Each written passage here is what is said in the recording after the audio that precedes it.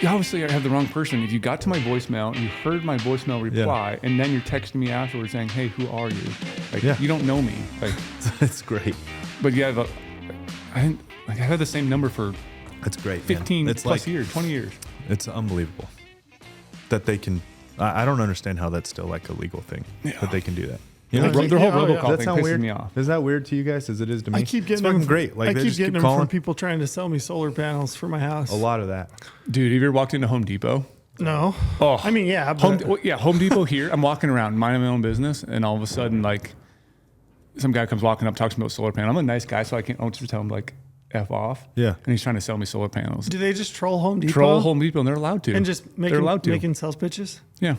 They're probably in with Home Depot. I had a guy come to my door, and I told him I wasn't interested at the time. And he's like, well, I'd like to stop back by. And so he must have stopped back when either my kids were home, probably my kids.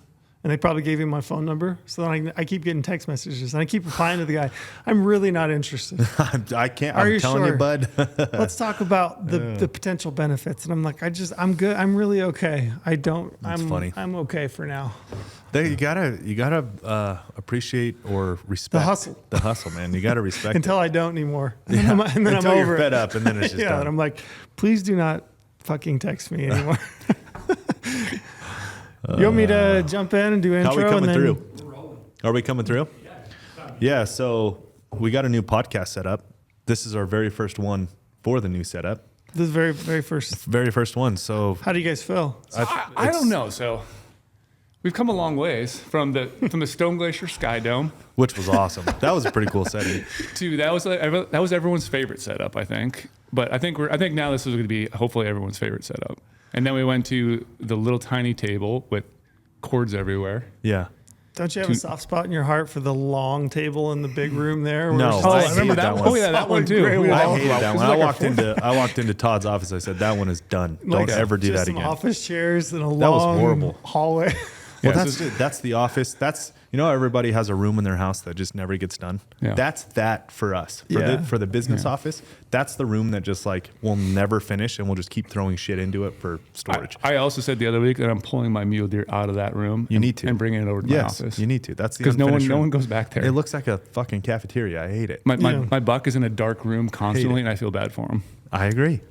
Bring him But for out everybody here. that's been complaining about sound, this should fix it. Fix it. And if it's not fixed in this podcast, then yell at Cody. Send Cody your Bohr. emails to Cody. Cody, Bohr. what you're at? Cody45 or whatever. At Cody45 yell on at him, Instagram. 'cause just follow that guy's DMs. We're trying, man. We're trying to fix the audio. We're trying to get more comfortable. We're actually investing in this thing, believe it or not. So I can't wait till we get new stools because I feel really weird right now. I know that trail is taller than I am. I know you do. You are very tall right now. You guys don't know. I bumped it up in the back room. Did you? No. I was gonna say you just look taller. I thought, man, I'm gonna bump that up. I'm working on some really comfortable stools right now. But the lead time I figured out yesterday is not very exciting. Yeah, I was telling you, I'm going to need a glassing pad, I think, for this one today. If we're on this for a few hours. Yeah. But this is we did a few dry runs last week with the audio, but I think after this podcast we'll be really dialed. Yeah. Yeah, should fix the sound. It feels super comfortable. Like this is much more comfortable than before with all the cords and those fucking headphones. My ears are still sore. Yeah. No more warm ears on the podcast. Yeah, that would get definitely would hurt after a day. Yeah. All right. What are we talking about today, T-Rail? Yeah, I'm going to hit you with the promo code first, though. Let's do it. Let's hear it. Everybody loves a good promo code, right? So promo code podcast. Sign up for a Go Hunt Insider account. We're going to give you 50 points. That's $50 back to the Go Hunt Gear Shop. You can use that towards the purchase of any new gear that you want in the gear shop. And man, we have a ton of new stuff coming in. We're right in the mix. We got SHOT Show going on this week. Yep. We'll be walking around SHOT Show. That was last week. You got Western Hunt Expo coming up, which typically you'll see some new gear coming in. All that will start to bleed into the Go Hunt Gear Shop within the next few months. So now's the time to do your research. Use the promo code podcast. Also, use the promo code podcast right now. If you're buying boots in the Go Hunt Gear Shop, you're going to get 10% off. Yep. All full price boots. Yep. So, and also, if you're not an insider, I would definitely suggest jumping back, listening to those prior podcasts we did about Wyoming. We had the app strategy kickoff. Like you'll hear a lot of us talking there about why Insider is so powerful. Like Those are great podcasts to check out. I agree. Before you want to jump into. Trey, how many pairs of boots you got? A lot. I know you're the boot guy. How many pairs you got? I think I brought 5 down with me because we're going to talk about it later today. But I think I brought 5 pairs down with me, and that's like the 5 pair that I wore this year, pretty much. And then in my closet, and then I have like a big rack in my garage. I line them all out, but I bet I've got 30 pair probably. Point being, you can never have enough boots. Yeah, I mean, that's depends on who you ask. I guess 10% off all boots right now. Yeah, with the promo code. I do have a lot of boots though. We're going to run deep into boots because it's a great time of year to buy boots, right? I agree.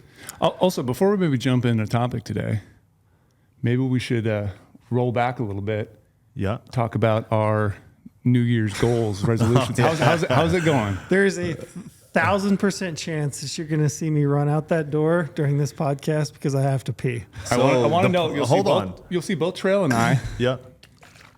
Have some jugs of water. I've been carrying this jug around for a while now, and I will say I am struggling trying to get a gallon of water in today. You're struggling at it? Oh, I'm not struggling with getting the water. I like this would be my 3rd one I've killed. Yeah, struggle is maybe not the right word, but it's just like I have to carry it around to do it because I'll still forget during the day. And so this is helping me by doing 2 of these a day. And you have to pee all the I'm time. drinking more than a gallon for sure. And it's just, I swear I was not thirsty before I started this. Now it feels like I'm thirsty all the time. All the time. I'm drinking water all the time. This is what I'm worried about because now when I'm on a hunt, me too. I usually don't drink a lot of water. And now my body's going to be used to drinking water. And so now I feel like I'm going to be struggling on the hunt. I don't know. It's just what I'm worried about. I don't know, man. Like I'm a solid 2 gallons a day guy. I'm a gallon by 10 o'clock every morning. I'm a gallon deep. Yeah. It's only 4 of those, which isn't. It's not bad. It's not bad. It's actually not as much as I thought. But you start to realize how thirsty you actually are when you start drinking enough water. Yeah. It's like it's incredible. Like I don't have to try right now to drink 2 gallons of water. It just happens. I have been interspacing it with Diet Pepsi and a coffee also. So I'm still getting plenty of those in a day. So, I'm drinking a lot of liquid right now. I guess what it boils down to. But well, it's nice. So you guys are carrying through. You guys are. I'm carrying through pretty here. Easy. I feel like I got off way easy in comparison. You got off really but like the nutrition side right now, I haven't really nailed that down, and so I need to pick that up. Well, you agreed to 200 pounds, right? 190 by April. I like half a birthday. By April. And then I'm going to increase that goal afterwards. So I like short-term goals. Yeah. Short-term is the only way to, like we were talking about last podcast. You got to have a no-fail mentality. Like burn the ships. Failure is not an option. So you make those small goals, and then you can start adding them up over time. But then, like we talked about earlier, so I went to Sheep Show this last week. I was just there part of Friday and all of Saturday. Yeah, and you Sunday. just jumped and ran, didn't you? But like I lost weight at Sheep Show. Because you were walking around so much? Walking around. I don't know. But one night I had 2 dinners. I legit had 2 dinners, and I still somehow. That's showing you how under-eaten you actually are. Probably. If you can do that and still lose weight. Yeah, it's the same thing with and water. I'm still working out, so like I have to even increase my food more now. It's a great problem to have. That's what I'm starting to figure out. Just wait till you get older. It's so much harder to take weight off. Oh, right like now you'll hit 40 and pack weight on like that. That's not good for me. We'll see. It's alarming how easy it is to. My pack body on is weight. still ultra responsive. So if I want to gain weight, it'll do it overnight. If I want to lose weight, it'll do it overnight. I still have that going. Yeah, everyone always told me that, and I was like, it seems like. Maybe it's in my head. I don't know, but everyone says it. I always think like people are full of shit, but it does seem like since I turned 40, like if I eat, I can like watch it pack on. That's really scary for me to think that it would be easier for me to gain weight than it already is. That's terrifying. That is terrifying. Can we quickly touch on Porter? Yeah. So we were talking about it yesterday. I want to hear from you though. Yeah. So. I was out hunting in Mexico, which we'll get into. Yep. You can see. As you can see. If you're not watching online, you should jump over onto YouTube when you watch this just to see what's the table looks pretty good, and it was quite the hunt. But yeah, so I was gone. I left the 5th of January, and I was still like online and still talking, but obviously our resolutions or whatever you want to call it, we talked about last podcast, it wasn't top of my mind. But when I came back to the office, first thing I did was walk into Porter's office and I said, "How'd you do? You still doing it?" no, I broke. I'm like, are you fucking kidding me? You already broke? Really? He's like, I'm like, he broke. He goes, goal. yeah, he really did. Yeah, he broke 14 days in. He made it 14 days, and he thought it was like some huge accomplishment. Wow. Like he was talking about last time. He didn't even get to the point where you like hit a habit. Like, was it 21 days until you actually can start 21. making things? Mm-hmm. I think it's 30. Yeah, this would be my, that's my metric. But yeah, he made it 14 days and he was like ultra proud of himself. And I'm like, how the fuck did you fail that quick? It's like, well, it's just habit for me. Like, I'm just such a wine drinker, and wine is obviously alcohol. I'm like, yeah, it's obviously alcohol. It's like, I found myself like making dinner, and I would grab for a wine glass and it wasn't there. Like, yeah, do a Perrier with a lime or something. You know what I mean? It doesn't have to be wine. Yeah. He's like, yeah, well, some Welch's. And he goes, I was doing exactly. He's like, yeah, I was doing good. But then, there was a certain person that broke him mentally, and he had a glass of wine. I'm like, you let another man break you mentally and you failed? You let another person break you mentally? Wow. And I crushed him for it. So he's out already. Is he back fully on? He's back on. Well, what I told him is, then it's a restart now. Yeah, so you got to go 30 days. And he's saying, no. We'll have to get him back on to publicly agree, and we can public shame, because the public shame is always the best way to get somebody to do something. But we need to get him for a solid 30. Now he's into this whole, I just need to create better habits. And if I can go 14 days at a time, it'll be better than what I was doing. And agreeably, I said, it's better. Like 14. Your goal was 30 days, dry January. You said that was your goal. You can't just give up on the overall goal. You just restart.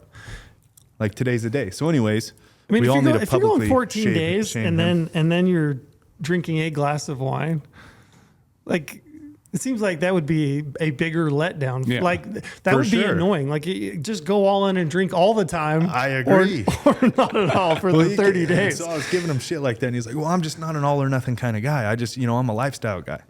I'm like, well, fucking figure it out. Kind of sounds like he is an all or nothing guy. Like, he's all alcohol. Yeah. every night, right? Oh gosh. You heard it here first. So we got to get him to re-up on a new 30 or something, because he's out. I can't remember exactly what I agreed to, because I was already doing a bunch of shit. I think it was the 20 minutes a day of steady state cardio. Isn't that what I agreed to? Yep. Yeah, that was easy with hunting. It was extremely easy. My son was sick over the weekend, like bad sick, the whole flu bug. He's school first time, the first like true school sickness. So I missed Saturday and I missed Sunday. So I'll make up those 2 days. And it was 30 straight days of that. So I'll make up those 2. Gotcha. Yeah, I haven't really noticed any difference other than I have to pee all the time. Like energy, you don't feel like more like, nope, I don't when feel, you're working out, do you feel like you're recovering easier, or? No, I feel like really? I sweat. Yeah, I feel like I sweat the same. But then again, I mean, it's what so you don't feel like your stomach. We're just natural camels, so you don't feel like your stomach is less like. If anything, I feel like I would say I feel like I'm more satiated, so I don't feel like I'm eating quite as much. I feel more full. Yep. I mean, my diet still hasn't been great. I haven't been really clean, but I do feel like I eat a little bit less.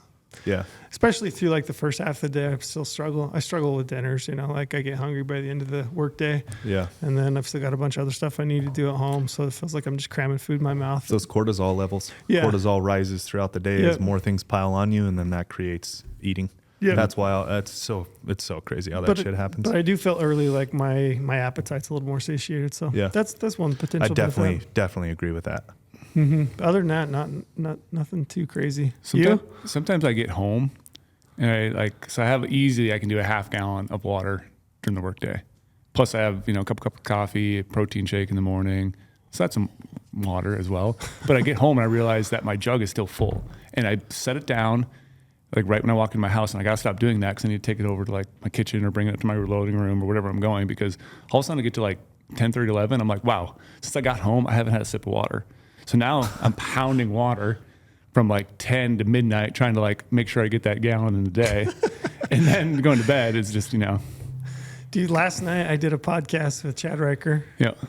And he had it scheduled for an hour, and I hit like minute 55. And just couldn't do it. I almost peed my pants. I'm not kidding. I was like to the point. I was like gutting it out. Yeah. And he kind of wrapped up, and then he wanted to talk some like personal app stuff on the back end of it, off the podcast or whatever. And I finally just was like, Chad, I picked up my computer, and was like walking towards the bathroom because I'm like, this is the point. Like, I'm either going to pee my pants or I'm just going to log out and go. That part's been gone for me for a long time. Yeah. But so schedule, like, what's it called? Being regimented, right? Mm-hmm. So first thing I do when I wake up in the morning is pound a liter of water. Yeah. Very first thing, as fast as I can drink it, room temperature, liter of water. Go to the gym. I don't count the water I drink at the gym because you're working for them. Get home, pound a liter of water. Then I hang out with my son for a little bit. And then right before I leave the house, pound a liter of water. And then when I come into the office, I drink 1 bottle. And that's a gallon right there. Yep. So that's why I get a gallon in before 10 a.m. every single day. And I'm looking forward to, as this progresses, to seeing what that water actually is going to do to me. Because right now it's hard, like Trail says, it's hard to feel. Yeah, it's not long enough. If I'm benefiting, it's not long enough. It's like 17 days in, it's not long enough. Yeah, 14 days, not long enough to feel like what the change to your body. Your body still doesn't know what to do with all the water. That's why you guys are peeing so much. Yeah. It's still trying to figure out, like, what the fuck is going on? Yeah. You gave me none of this, and now what? Mm-hmm. Yeah, it's wild. We'll publicly shame Porter though. We'll get him back on. Okay. Yeah, we have to. Yeah, even more than I just did. Yes. People should send Porter DMs. What's his at? Chris M. Porter or something like that. Everyone needs to publicly shame him as well. Publicly shame Porter at Porter. Let's talk mule deer. Yeah. Let's do it. We got a pile of mule deer on the table. We do. For those of you who can't see, how many bucks do we have right here? 5? 5. These are some dark horned Sonora bucks, and they are so awesome to look at. They're the best, man. Heavy bases, dark horns. Is this the best thing for you, Brady? Is this just like magic? Oh, yesterday was when I saw those guys walk out. I was like, I think they're going to walk out to grab racks, but I'm not sure. And then they started just 3 racks in hand. Like, I was like, oh my gosh, to bring them in the office. Started piling up. Productivity went down for a little bit for me. Not gonna lie, I started hanging out there and obviously talking stories and whatnot. And I'm like, I have to do some work, but I don't want to. I want to sit here and look at these bucks. Fondle deer antlers. Oh, they're so impressive. First thing I noticed is the color. Yeah, ironwood. These are so dark. That's what it is. Yeah, that's what they're rubbing on, is that ironwood. What's an ironwood tree? It's like a very dense wood. It's like very dense down there. It might be in other deserts, but like it's in the Sonoran desert specifically. Like how tall are we talking this tree gets? It's like the size of a Palo Verde, but it's just dark trunked, like really dark trunked, really light green, thin leaves, just like kind of that thinner leaf pattern of a Palo Verde. Mm-hmm. But that Palo Verde is like lime green. This is like a dark, dense wood, almost black, and that's what they're rubbing on, and that's why they get some of that red in their horn as well. Because once they break that bark, it gets a little more reddish. So even some of like the younger deer you saw, are they pretty dark horn? They're all the color of their horns are like that. Yeah, all rubbing on it. So I was in a pretty heavily, like there was a lot of ironwood where I was. If you get some other places in Mexico, like that whole Sonoran desert, which holds deer, I mean, you're talking from literally the border all the way down to, multiple hours south of Hermosillo on the mainland there. And it obviously changes what types of trees and vegetation there are. But then as I understand it, and to talk to a lot of people, it'll morph more into like mesquite trees, which also holds a dark.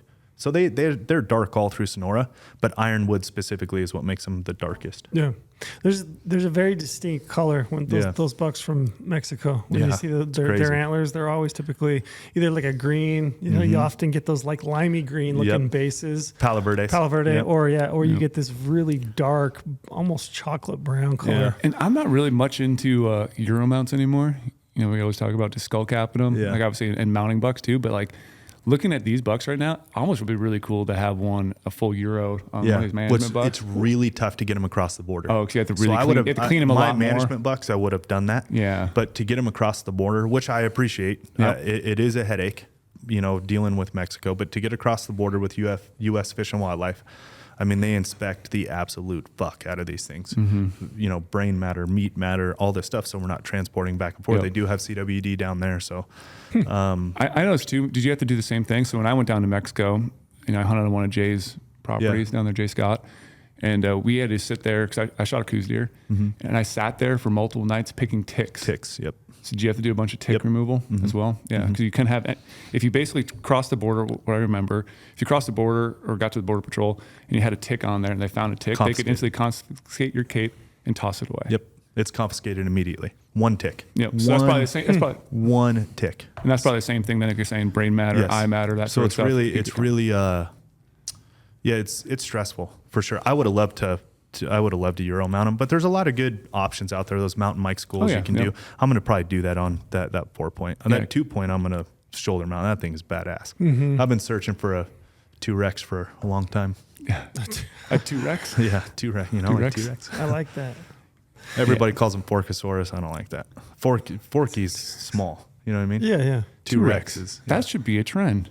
I was just that's what I've always called them is 2-Rexes. I was just trying to decide of this pile of bucks, which one would you Euro mount? Because I mean, they're all the they're all big. for because he's awesome and he was so old. He just doesn't carry the genetics of some of these other deer. Yeah, they're all big. But the 2-point, I'm shoulder mounting that thing. I love this buck. Super old, 7.5-inch bases, split eye guards. Yep. It's just awesome. That is interesting with ticks. I mean, it's almost like ticks don't migrate. Yeah, they're so serious about border. it. It's stressful. So that's why you just skull cap them. Yeah, okay.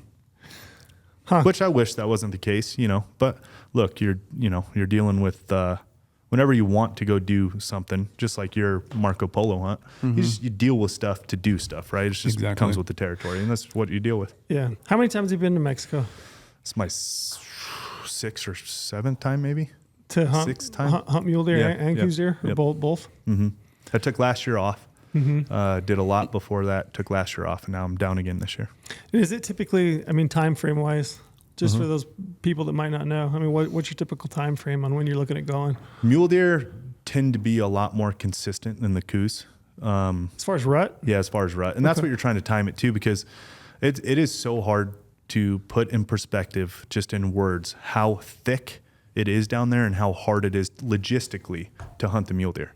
Like they live in, you know, we're all, being from the Southwest, right? You know the juniper carpet, right? Yep. When you look across the sea of desert and it's just junipers everywhere. Those have gaps in it. You can still pick things up and shoot and all that stuff. Down there, it is a sea of ironwood, Palo Verde, Palo Blanca. You got all kinds of cactus, like crazy cactus, pitaya cactus. And then you got the starts with an O, Ocotillo. Those things are so brutal. And they're all 15 feet tall, and they all, like, their canvas of the tree itself is like right at eye level. You can't see anything. So it's really difficult to hunt. So if you're not hunting in the rut, you have no chance of killing these deer. And it's funny, you know, we were arguing when we were down there. I was down there with a lot of Arizona guys. I was with Jay Scott. That's who I went with. Jay Scott, Phil Kramer hunts, Jay Scott, they Dar Colborn. So that whole group, they have got Mexico super figured out. If you guys are looking, if anyone's looking to go to Mexico, like those are the first 3 names you guys need to look up: is Phil Kramer hunts, Dar Colborn, and Jay Scott. So like those are the guys. But I was down there with Phil and Jay and a bunch of other Phoenix guys. We all agreed, but we were kind of arguing on where the line is, where mule deer and whitetail completely flip topographies. Yeah, we should talk about that. It's wild. It's like right around Tucson. It's somewhere there. Mule deer hit the absolute very bottom of the desert floor, and whitetail hit the mountaintops. So like you can glass whitetail all day long. I mean, we were glassing whitetail like crazy. You can glass them from miles and miles away. Mule deer, though, unless you are pounding in a high rack or you're at a high point that's 4 or 5 miles away to see into, you know, that's high enough to see into this desert floor, you'll never see them. So you're trying to time the mule deer hunt with the rut. It's the only way you can really hunt them. That's just for the sheer fact that they're out moving, right? That they're covering country looking for does. Because they won't move otherwise. They don't move. Are they there year round as far as like habitats? I mean, they're out in those flats. We're picking up sheds. They're summering there. They're summering the whole thing. Which is crazy. Not much of a winter, I would assume. Like you say, when you go north up here, mule deer in the mountains. Yeah. Coos are kind of down below. And then you get down there and then they completely flip. It's the weirdest. It's wild. And I mean, I'm talking flip like these mule deer are in the river bottoms, like the arroyo bottoms. They're not even on like the little ridge tops. They'll work them to get into the next one, obviously, just like a whitetail would, like pinch points and things like that, just like whitetail hunting. But they are like in the very bottom of the arroyos, as far down as you can get. It's wild. Can we talk a little bit about the seasonality? Because like, up here, any of the Western states, velvet season, they're stripping, end of August, first part of September. And down there, they're carrying velvet to how far? Like December 1st-ish. Like crazy. November, if you shoot a deer down there in November, it's in velvet. They're holding velvet that long. So you can kill. There are people down there that are killing. They have an early exemption for certain rant you can apply. I don't really understand that, but you can shoot them down there in November when they're coming to water because it's still so hot. I mean, it's like wildly hot down there still, and they'll come to water, and you can sit on a water hole and kill some of these bigger bucks before they get into the rut and potentially break or leave or move. They're gypsies down there too. Like these bucks will travel. I mean, there's just not a lot of density for these does that they're traveling for. So, it's different down there. It's crazy. And like you asked about timing, January 10th is kind of that's the mule deer. They seem to be more consistent. The coos deer, from what I've hunted 4 hours south of Hermosillo. I've hunted an hour south of the border. I've hunted east, west of Hermosillo. They all seem to be different based on topography. A lot like the U.S.-based mule deer rut, or like even the elk rut. Some go sooner, some go later. A little bit, yeah. Right? Coos deer they're the same way, but maybe a little bit bigger of a spread, where some coos will start January 20th and some coos will start February 5th. Like that. Where I was this time, there was absolutely zero, and I mean zero rut activity for a coos. We can still glass them up because they're up in the mountains and up in the glassable country. Saw some bucks, nothing that was crazy. They're kind of in that staged up. Those big bucks are just kind of holed up, getting ready. And, February 5th is probably when they would start going. So it's hard to time them both unless you're in like the perfect spot, as far as like where it is geographically compared to Hermosillo. And I have been on hunts where it is. But 2 years ago, I was in a spot where the mule deer rut and coos deer rut was just absolutely on fire. Both of them, same time. It must be fun. That was the first time I had that. And however many times I've been down. What are deer densities like? I mean, are there a lot of deer? I mean, how many bucks and does are you seeing, you think, in an average day? A good day is like 5 to 7 bucks. Total? That's a good day. Like big bucks or just bucks in general? Bucks in general. 5 to 7. One like fun buck to look at. Yeah. And, a bunch of just good young bucks. You know what I mean? Like one fun buck that's like, maybe. It's not a ton. Not a ton at all. Not many. I mean, the densities they're not great.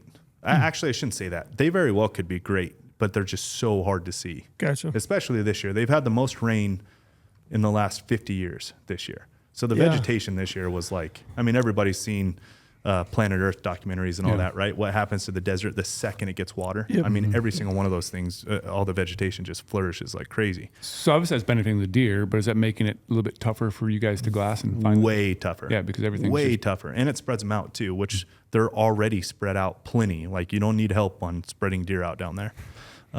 So this year could have been a little tougher than just visibly wise. How many does are you seeing? 30. Okay. So pretty decent buck to doe ratio, I should say. Yeah, I would say, so everything down there it's all ranches. It's all like family owned ranches down there. And they go by hectares. And they're running cattle? Or the one I hunted this year was not. Okay. But I have in the past where they do run cattle. Gotcha. They call it Baca. Baca is cattle. So water sources pretty prevalent, and you're hunting a cattle ranch, just naturally you're going to have to for the cows.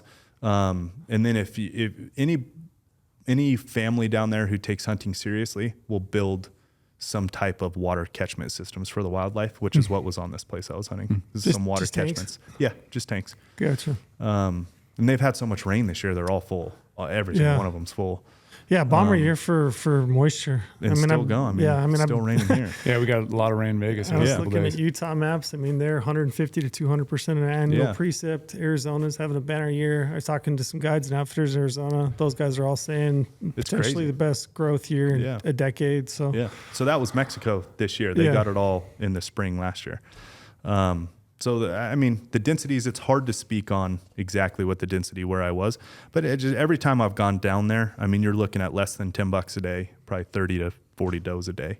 But it's like, when you have that lower density and a good buck to doe ratio, the chances of seeing a buck that gets you going is much better. Yeah. You know what I mean? Where like some of the places you can hunt in 4 season Colorado, you'll go mind numb with 100, 150 bucks before you can find the one, 180 plus buck. Down there is the complete opposite.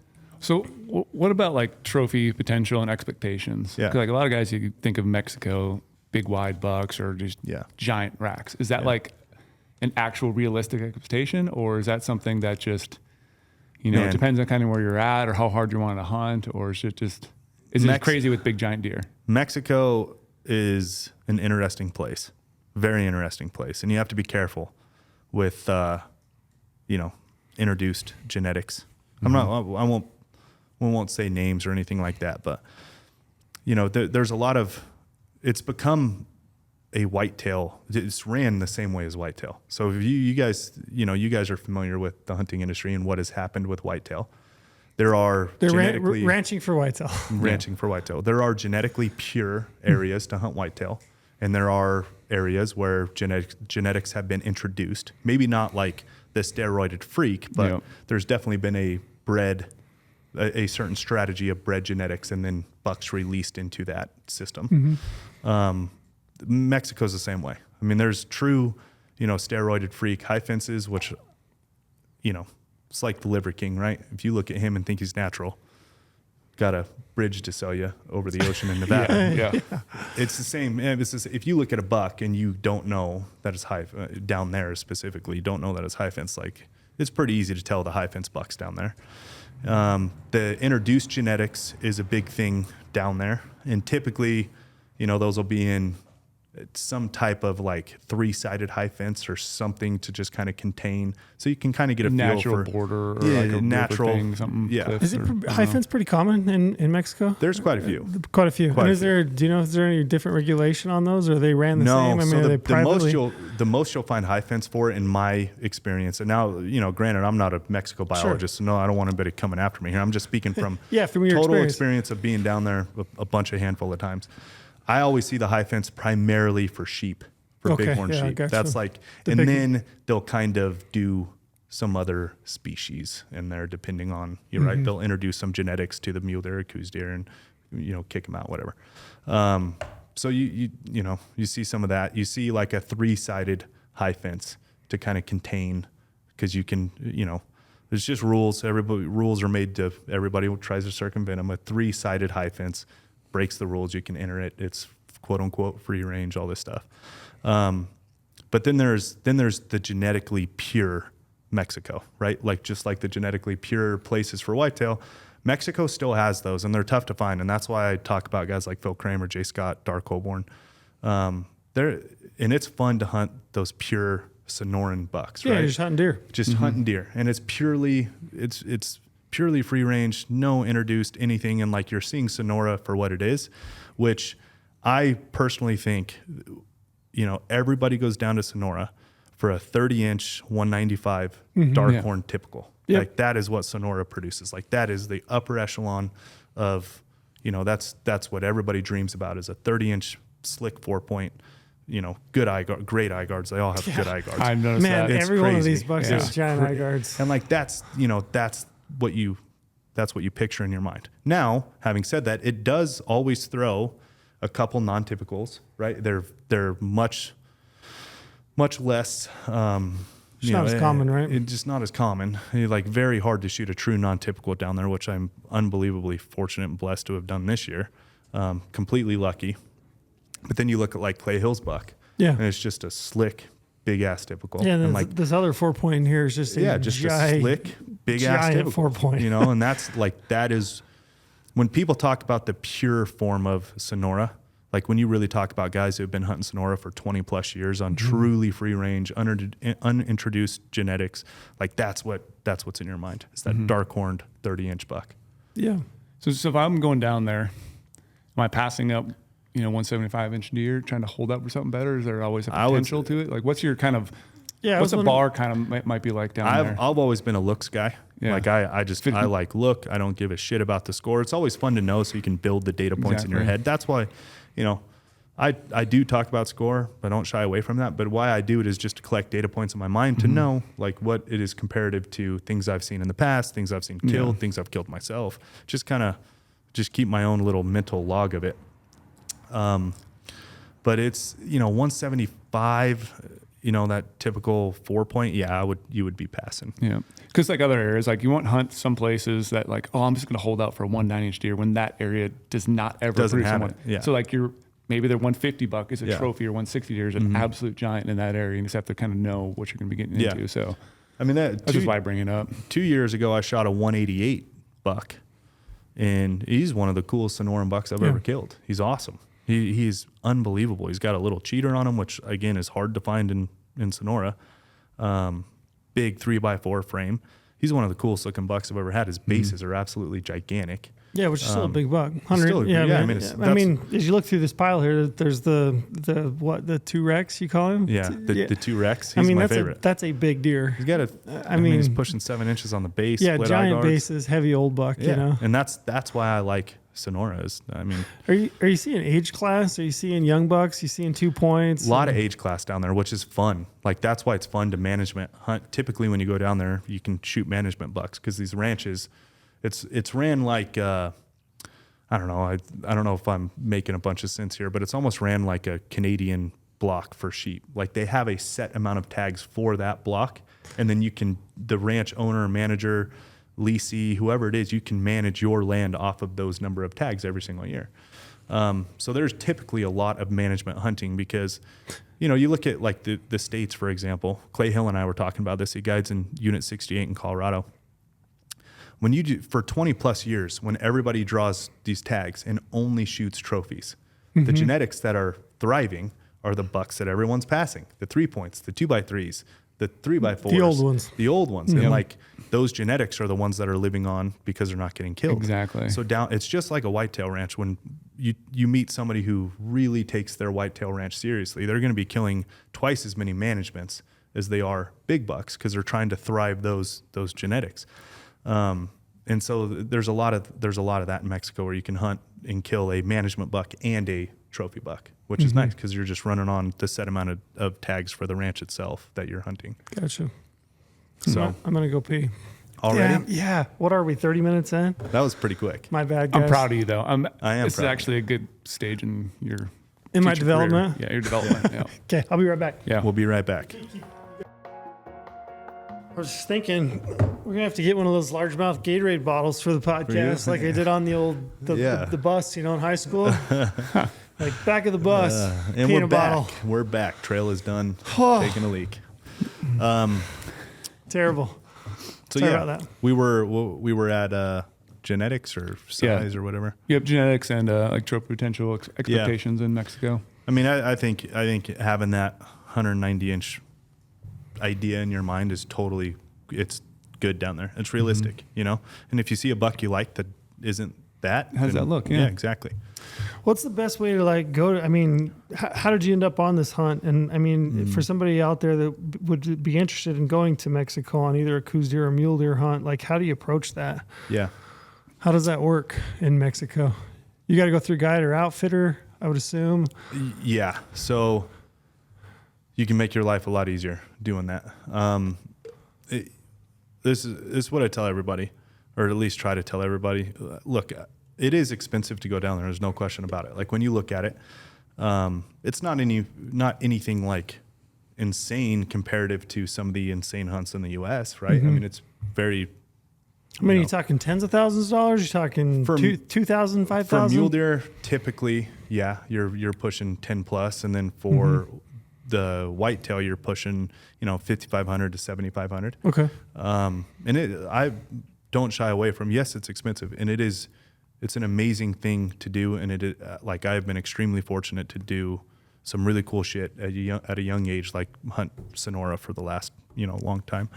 But I genuinely do think everyone should do it. Like I think it is something to save for, to do, to try to win hunts in the raffles. Like it should not be looked over. Like Sonora is a real experience. It is a full blown fucking experience. And it's tough too. So like if you're looking in to do it, I mean, this is the first. It took me. So last year I took the year off. The year before that I was finally in with somebody good who. We kind of did it on our own, like our own lease, short-term lease kind of a thing. but also had some connections down there with, Hispanics and some gear like a high rack and things. So you can kind of get yourself into these little like sub networks that are below the commercial outfitters. I have good friendships in the commercial outfitting industry. Don't go to Mexico with a commercial outfitter. Like, just take the time to figure out some of these sub networks to go down there with. Jay Scott, Phil Kramer, Dar Colborn. That's where I would start. Like their network. And that's just me. I'm sure there's other really good people down there that have networks similar. But like, that's the first thing, is to find somebody who truly, Phil, Jay, Dar, they've been doing this for, I think Jay and Dar are 20 plus years. And I think Phil said this was his 17th or 18th year. Okay, so they've got their little thing figured out. They do it. And they also do their, do a bunch of turkey hunts down there for the turkey slam. Goulds. So Gould's, you have to go to Mexico. And they run, so they have all kinds of connections down there. And it lends itself to having, assets like high racks and ranch places to stay and things. And, it's an amazing thing when you get it figured out. I think the commercial side of it, like the truly high scale commercial side of it, is just my genuine 2 cents here. I would stay away. I would never tell somebody to go. Their money's well spent. I think it is way overpriced, because it is more expensive than what I'm talking. Way overpriced. And you don't really know what you're getting yourself into, because they're running it commercially, right? You don't know which hunter you want to camp. You don't know. There's all this stuff you can get into. Now, is it still fun? Absolutely. I've done that twice. I was so full of piss and vinegar to get to Sonora that I just jumped head first. I'm like, no research, I just want to go. And I went 3 times, only killed 1 buck. Good buck, but only killed 1 buck. And then I started to slow down and kind of figure out some of these networks. People have been going down there for a long time. So looking to do it, like, just take your time. I wasted a lot of money and time. If I would have just, done a little more research, found a true network that was sub-commercial level, still running hunts down there, but like kind of that sub-commercial spot. I think it's also cool, the DIY stuff that. Oh, it's awesome. The DIY coos. It's awesome. I'm not sure if there's many DIY mule deer, but I know the DIY coos is pretty big. You need a lot of assets like high racks. And taking stuff to Mexico isn't necessarily the easiest. It's not hard. Proper title, proper insurance to cross the border, get in and out. You got to document it's coming in, document when it comes out. But the travel's pretty rough. You're going through the Sonoran Desert for hours on end. Like, it's not easy on gear, So if you want to build your own high rack and do it, you could, and do a truly DIY mule deer, but it's like, it's difficult. Coos deer, super easy. It's gonna be a big price break too. A huge price break, and that's typically why it's cheaper. Is you can get with some of Jay's leases down there and backpack hunt it just like we would, just like we do here in the States, and backpack hunt coos deer all through like some of the most amazing coos country you could ever imagine.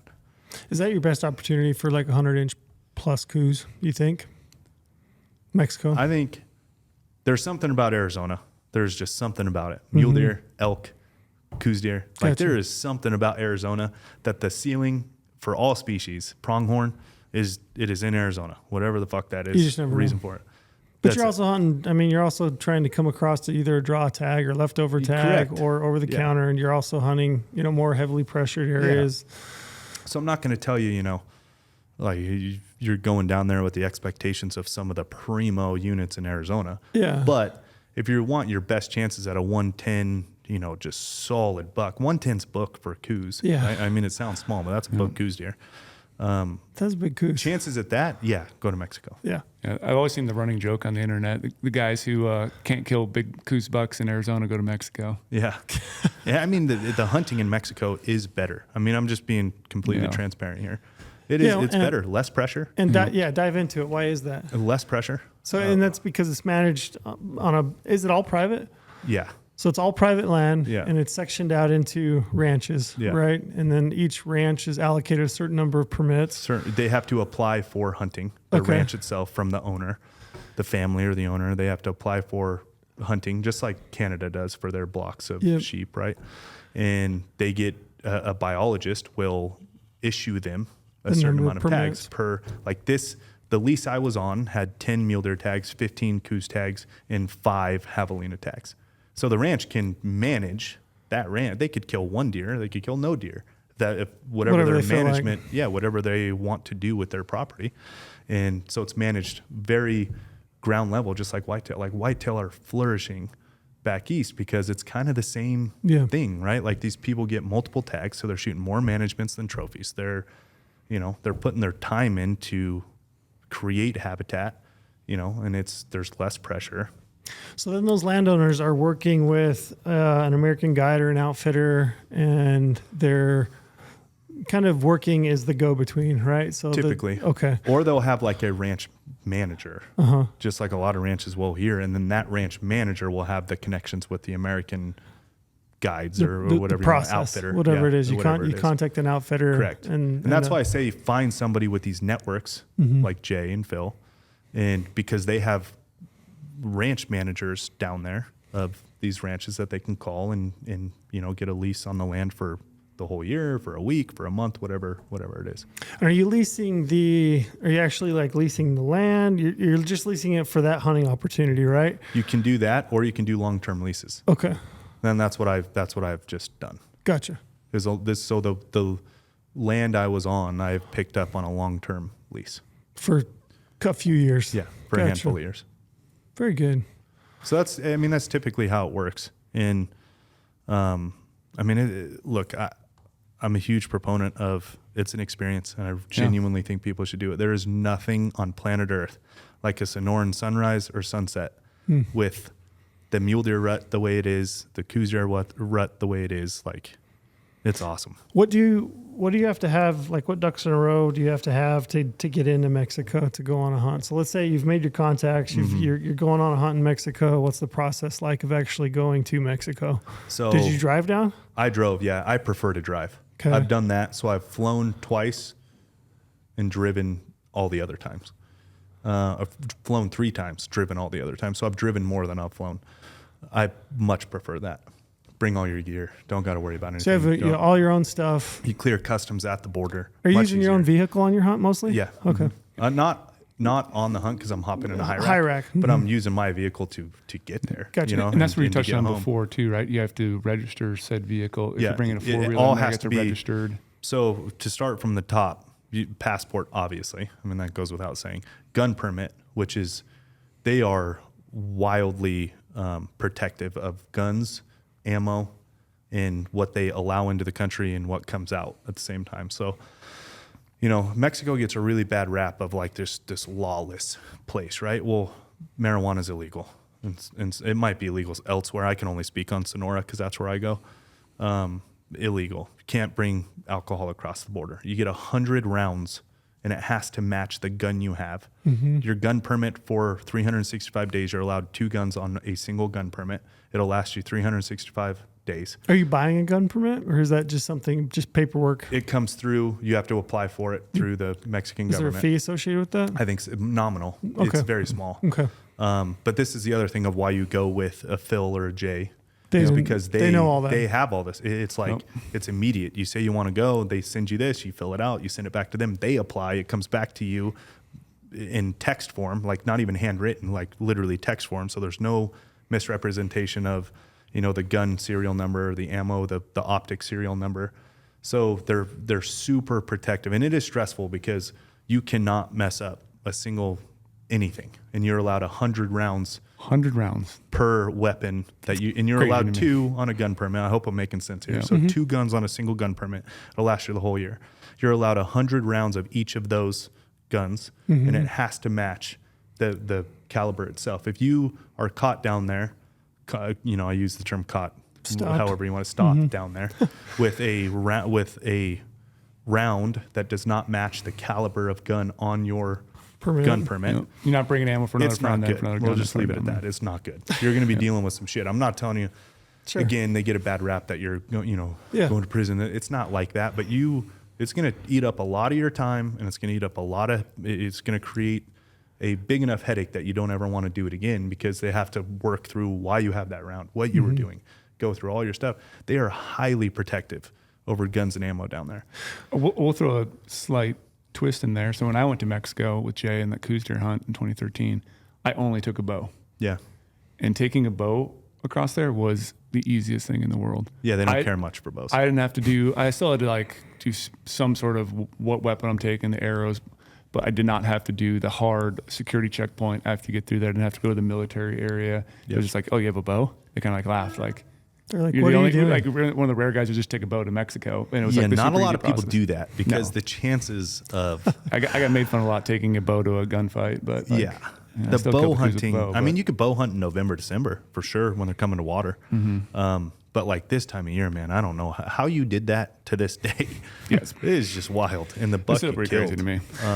So how long are you at the border when you go through? How long is that process? An hour? Yeah, and it's pretty quick. Super quick. They kind of know the gig. There is a real strategy of border crossing, though, very much so. So the strategy that we have employed the last so many years we've been driving down is get to the border the second it opens. And they all have opening times. So depending on what port of exit or entry you're going through, there is an opening time. And get there 5 minutes before it opens. Is there a line?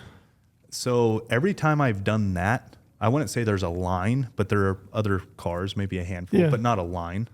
If you hit it midday, there's a line? Oh, there's a line. It gets back depending on the crossing. There are some crossings that are like pretty secret, so to speak. I shouldn't say secret, but like not a lot of reason for just not as vehicle utilized traffic. Yeah. So there's a strategy there. Get there the second the border opens. Be very easy. The Mexican military and police get there at the same time. U.S. officials get there. Everyone shows up at the same time. So you kind of have like each department there like ready for you and not a line where they're all spread out. So there's a big strategy in that. And then having your paperwork there. So with vehicles, what we were getting to is you have to have the original paperwork. It cannot be copies of the vehicle. It has to be original. Title? Not title. That can be copy. Okay. Original insurance card or registration. So insurance registration has to be the original, cannot be a copy. And that's what will grant you access with your vehicle in there, and they will document it. And then as you travel through Mexico, there will be, like I've said multiple times now, they are very protective over weapons and ammo. There will be multiple checkpoints. Every time I've done it, I've hit multiple checkpoints, military stops. In Mexico, where you'll pull over because they know you have a lot of gear in your truck because they'll pull through, they'll see all your gear. And cazadores is means hunter, so they'll say cazador, and you'll pull off to the side, and they'll just, because they know you will have some type of weapon, right? And they will check all your weaponry, your permission, your gun permit, and they will call back to the border to make sure that you were crossed, it's legal, and then you're good, you're traveling. And so it'll happen. And it's not like, I love my wife to death, but she would probably be a little shook up about that. I actually like it. Sure. It makes me feel more safe, right? Right? Mexico gets this horrible rap. Are those just standard checkpoints?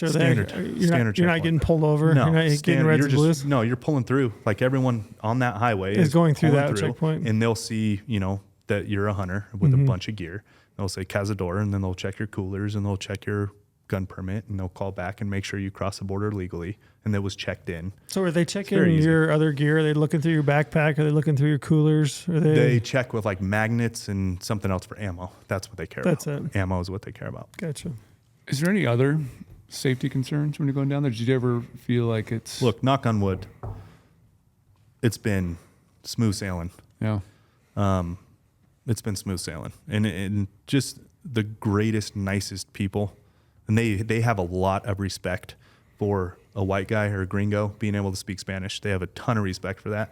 That goes over with flying colors. If you got somebody in your group that speak Spanish. Oh, they love it. They think it's like there's a lot of respect for that. I mean, we're going to their country, right? What Americans are kind of assholes about it too. Like if you're going to be here,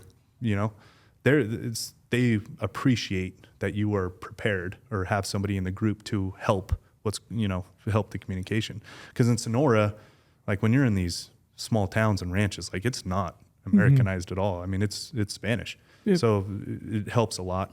That's just a little 2-cent thing. If you have somebody in your group, a good return Mormon missionary. There's lots of them floating around. That's what Parker Fails was with us, and he made it awesome for us, and they love it, man. They just and then you start telling jokes, and it becomes way more laxed, right?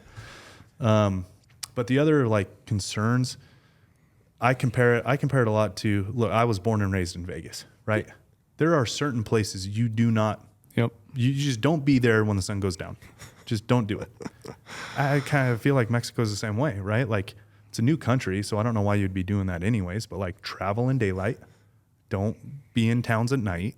Like, it's pretty simple, right? Like, don't be in downtown Chicago at midnight. Exactly. The U.S., I feel like, is not that different. Yeah. If you're headed down there to hunt, you're headed out to a destination, right? Yeah. Like, you're headed out. Are you mostly on, paved road, and then you're hitting the dirt?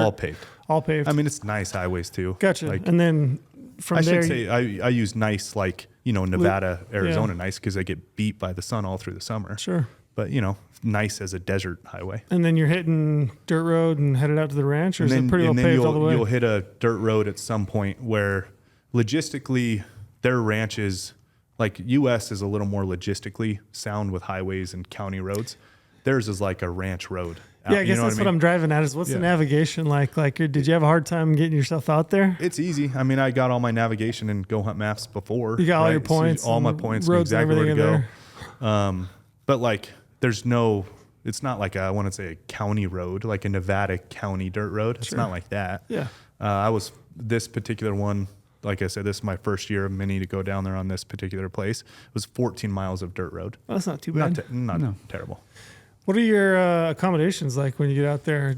Are most places they have like a ranch like a house that you can stay in, or is there ever situations where you're camping out there? I'm not the smartest, so I can't remember, but I think it's called an estancia, like a ranch house. It's what they would call, like, a Spanish, their ranch house. And those will wildly vary. 2 years ago, I stayed in one. We just picked up this ranch last minute for a coos hunt. This was 2 years ago. Going down there with some buddies of mine, and it was, I'm not kidding, one of the nicest places I have ever stayed. Wow. Like, and I mean ever. It was beautiful. I mean, it was like ultra modern desert, swirl cactuses surrounding and the red cliffs, and it was unbelievable. That was kind of an outlier. This particular lease that I'm on now is a great house. Great house. Nothing flashy about it. Nothing like ultra special about it, but just like a nice, solid, nice place. Well built, holds bed, the kitchen. nice cool, bed, kitchen, got a holds shower? the nice cool, shower. Sometimes the showers, Be careful, but you got a shower, right? Like, just don't use all the water, kind of a thing. Yep. Got to manage the water. And then I've also been down there where it's like canvas tents, which is totally cool too. Yeah. Right. Like, it just depends on. Hunting comes first, obviously, for you're down there to go all hunting. of us sickos in our mind. Like, I don't give a shit what anything else is. I just want the hunting to be good. Yeah. Spend my time as best as possible. And just kind of the cherry on top is when it's a well-built, nice house. Gotcha. Everybody I talk to that's been in Mexico hunting, they all talk about the food. Oh gosh. Yeah. Everyone's like, food is so good down there. The food's incredible. Yeah. I mean, that's... Well, I'm on carnivore, so... Oh, yeah. A lot of carne asada. Getting back to the whole new year, new me bullshit, which I don't believe in. That's why I start in November, just because I wanted to. Yeah.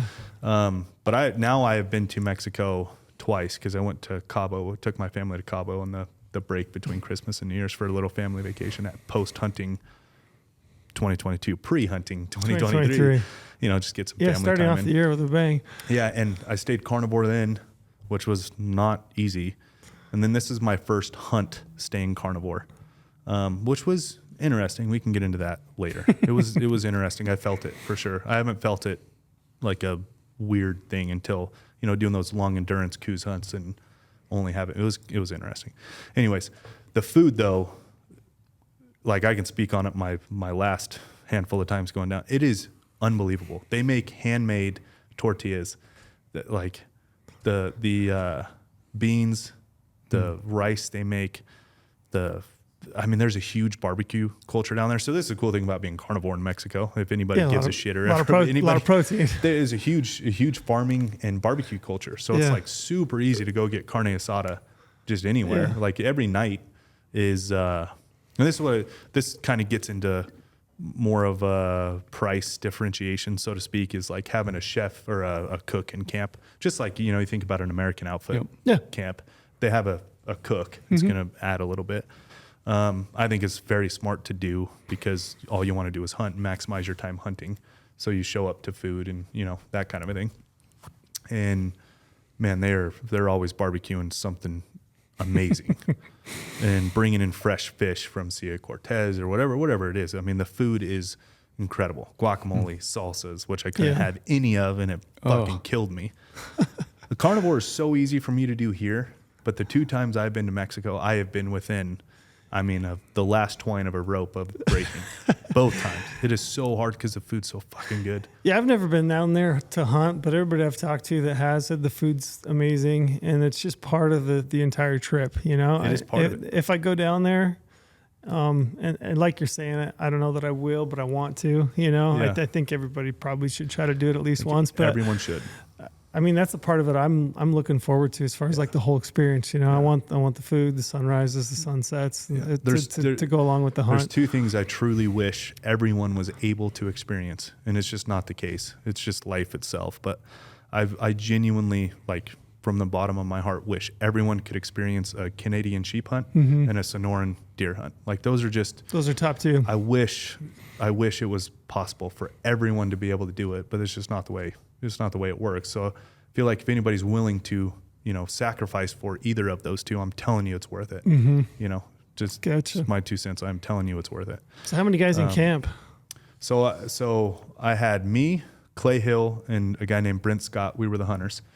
And then here's the thing about Mexico is everyone loves Mexico and everyone just wants to go. Yeah. So then we had, you always have people, I'll come help. I want to go down. Do you care about me camp? Like, just cover my food, whatever. Yeah, absolutely. Come on down. Yeah. So we had Clay Bundy, just the absolute legend of all legends, mule deer hunter. And I've known him through the grapevine. I've met him a couple times. He's obviously a big Western hunter guy, Arizona Strip, a legend. So if you're a big mule deer guy, you obviously know who that is. This is the first time I've shared a camp with him. I'm like, you're in love. Oh, I'm a fanboy. He is as good as it gets for people. Like, he's the best. Yeah, I can't say. I'm trying to remember if I've ever met him. We have mutual friends. I know the guys that know him, and they all speak real highly of him. He's just the absolute. Couldn't say enough good things about him. And his partner in Clay Bundy Outfitters on the Strip, Parker Fales, just a unbelievable, solid guy, young guy. He's 27 or 8 years old. And those guys are in camp just to be part of it, just to hang out, just to be a part, just to see Sonora, see deer, see what it's like. There's nothing going on here. Gotcha. And it's awesome. So we had them, a couple guys from Phoenix, some of Jay Scott's buddies that I met down there, Luke and Robert Todd, the Todd brothers. They were out of Wilcox, Arizona. There's Preston Mercer. 3 of you hunting, right? Yeah, 3 of us hunting. Preston Mercer. He's a wildland firefighter out of Flagstaff. He brought his 3 sons down, Colden, Garrett, and Levi. They're 19, 17, and 15. It's just kind of people want to go, So it just makes it fun. And everybody's happy to be there. And, the food, I wasn't drinking any beers or eating the food, but Clay Hill was, and I just had to watch him like a fucking idiot sitting there like, why? Great willpower. Ruining. My willpower is too good. Was he making up for you? He was drinking your portion? Oh, he was Tecates at night with lime and hot sauce and about 1 million tortillas a day, him and Brent Scott both. But it's funny. Like, it is a true, like, think about, I keep comparing it to whitetail management wise, but also think of it as like the old whitetail deer camps where everyone's there. Everyone's having a good time. You show up, the fireplace at night. Everyone's talking about what they did, saw that day, what they killed that day. There's a new buck rolling up to camp every day with management bucks. And, we had a buck get killed by a lion, which got killed like from our best guess from trail cams to when we found the deadhead 5 to 10 days before we got there. It's an absolute giant. Yeah, it's a so monster. Then we brought that back to camp, and then we like waged war on the lions. We're like trying to strategize what we were going to do. It's just fun. It's like one of those, it's a true deer camp. Like, lots of people talking about what they saw, phone scope footage of coos deer, whatever it is. And it's a true deer camp, just like a whitetail camp. Yeah. But it's mule deer, right? Like, it's as good as it gets. It's absolutely as good as it gets. So amazing. Those are fun hunts. I think you got to have some of both. I mean, I'm with Brady in that I like those long grind out by yourself hunts and just see what happens. But those hunts where you've got a base camp and you've got maybe 5 or 10 guys, camaraderie, and everybody's kind of hunting. I mean, you and I, we went with Randy and those guys to Arizona. We were hunting coos. It was really fun every night to come back to camp just to see the cool stories. Yeah, cool stories. Sit around, have dinner with people, shoot the bull. You know, if somebody was lucky enough to kill a buck, it was really fun to go out and look at it. Yeah, hear the whole story. And we all grind so hard here in the West, right? Like I mean, we grind plenty. There's nothing wrong with kind of, staying at a nice place down there and less pressure, the camaraderie in camp. Like it's an awesome way to finish the season. What's your day like as far as hunting? Long days. Yeah, long days. I can imagine. Because the deer, I mean, they rut so hard. I mean, they're a Sonoran mule deer. They are, anybody who wants to argue this with me, I'll gladly do it, but like an entirely different species of mule deer. Like they act different. They look different. They are just different. Like I know people say they're not that different from Western slow. I can't tell you how different these things are. And they rut like a fucking pronghorn. Like when it's on, I mean, so you're up, hour and a half, 2 hours before sunrise. You're traveling to whatever grounds you want to go to, depending on bucks that were seen before or bucks on camera. You can't hunt down there. Like you can't have a specific buck in mind unless you're running cameras. It's the only way. And that's what we were doing. So we knew what bucks were there, and you were just kind of trying to round them up or circle them up the best of your ability with somebody on a glass You're point. Trying to identify an area that you might put yourself into that you could then glass them up. And the glassers aren't saying like, I have the buck. They're saying like, I have deer. Go that way, maybe it's him. I have a buck. Yeah, like or some does. Sometimes not even a buck. Like, hey, I got white butts 3 miles out. Like, go check it, and you'll go try and check it. So you're traveling to like grounds, just trying to kind of triangulate these bucks you're after, and you're usually out there. You're pounding the high rack for, this is mule deer specifically. You're pounding the high rack from sun up till noon, and you're so exhausted by then. Like, it's kind of funny to say you're tired from high racking because it's not, you're not like busting your ass getting up a mountain, but visually, like your vision, just trying to pick through all that jungle canopy, like just trying to pick through and find a bud or a horn, and you're driving 5-7 miles an hour, and you're standing the whole time, and it's rocky, and it's like, it's tiring in its own way. Like we don't train for that. You know what I mean? Like I can train I train in the gym all day to go up a mountain. Yeah, it's kind of a weird method. Genuinely hard, but this is like a different kind of difficult. So you kind of need that like let your eyes rest. It's like when you glass for a really long time and you kind of need to. How high is the high rack? Like how high in the air are you? The top of the cab. Like your feet are on the top of the cab. Okay. So how is everything like built and attached to a vehicle, like the high rack thing? Is it gets a little sketchy? Or that's the other part about finding a good because guys who don't know it, like explain that process. You got some ones where you got a high risk of accident. And I've seen the ones, and I've been in the ones where I'm like, I need to keep my legs underneath me in case I got to jump. Like I can't ever take it easy in this high rack. Like I gotta figure this out. And then there's other high racks where you're like, whoever built this needs to be a straight up full blown engineer. Like this thing is perfect, right? You run the racket of which ones you in the networks you're in. The other cool thing though too is like going all through these little towns in Mexico. There's high racks everywhere. Oh really? There's a big hunting culture. Like there's a huge hunting culture down there. More than I would have ever expected, like ever. I'll never forget when I flew into the Hermosillo airport the first time. Like their version of TSA, their security, walking by their lockers, and they all have like Sonoran deer like stickers and hand-drawn bucks that they've killed or been a part of killing. It's a pretty cool culture down there with the Hispanics themselves, like, call it like ranch managers or guides, or they always have family that come help. Killing a big deer down there, it's the same as us. Sure. Like if you kill a big deer, it's like people it's talk a thing. about it. And people talk about it, like, oh, Jesus killed a 220 this year. Like everyone talks about it. It's a thing down there, and I wouldn't have necessarily expected it because you don't hear about it. Yeah. But it's going on down there. There is a real culture of hunting. Like when on my military, just anecdotally, real quick, on my military checkpoint on the way back, saw 2 of these bucks, and he asked Parker what they scored. Like he just, they know, like it's a thing down there. Well, who doesn't love a big buck? Exactly. So I mean, they got a real hunting culture down there. It's pretty cool. Yeah.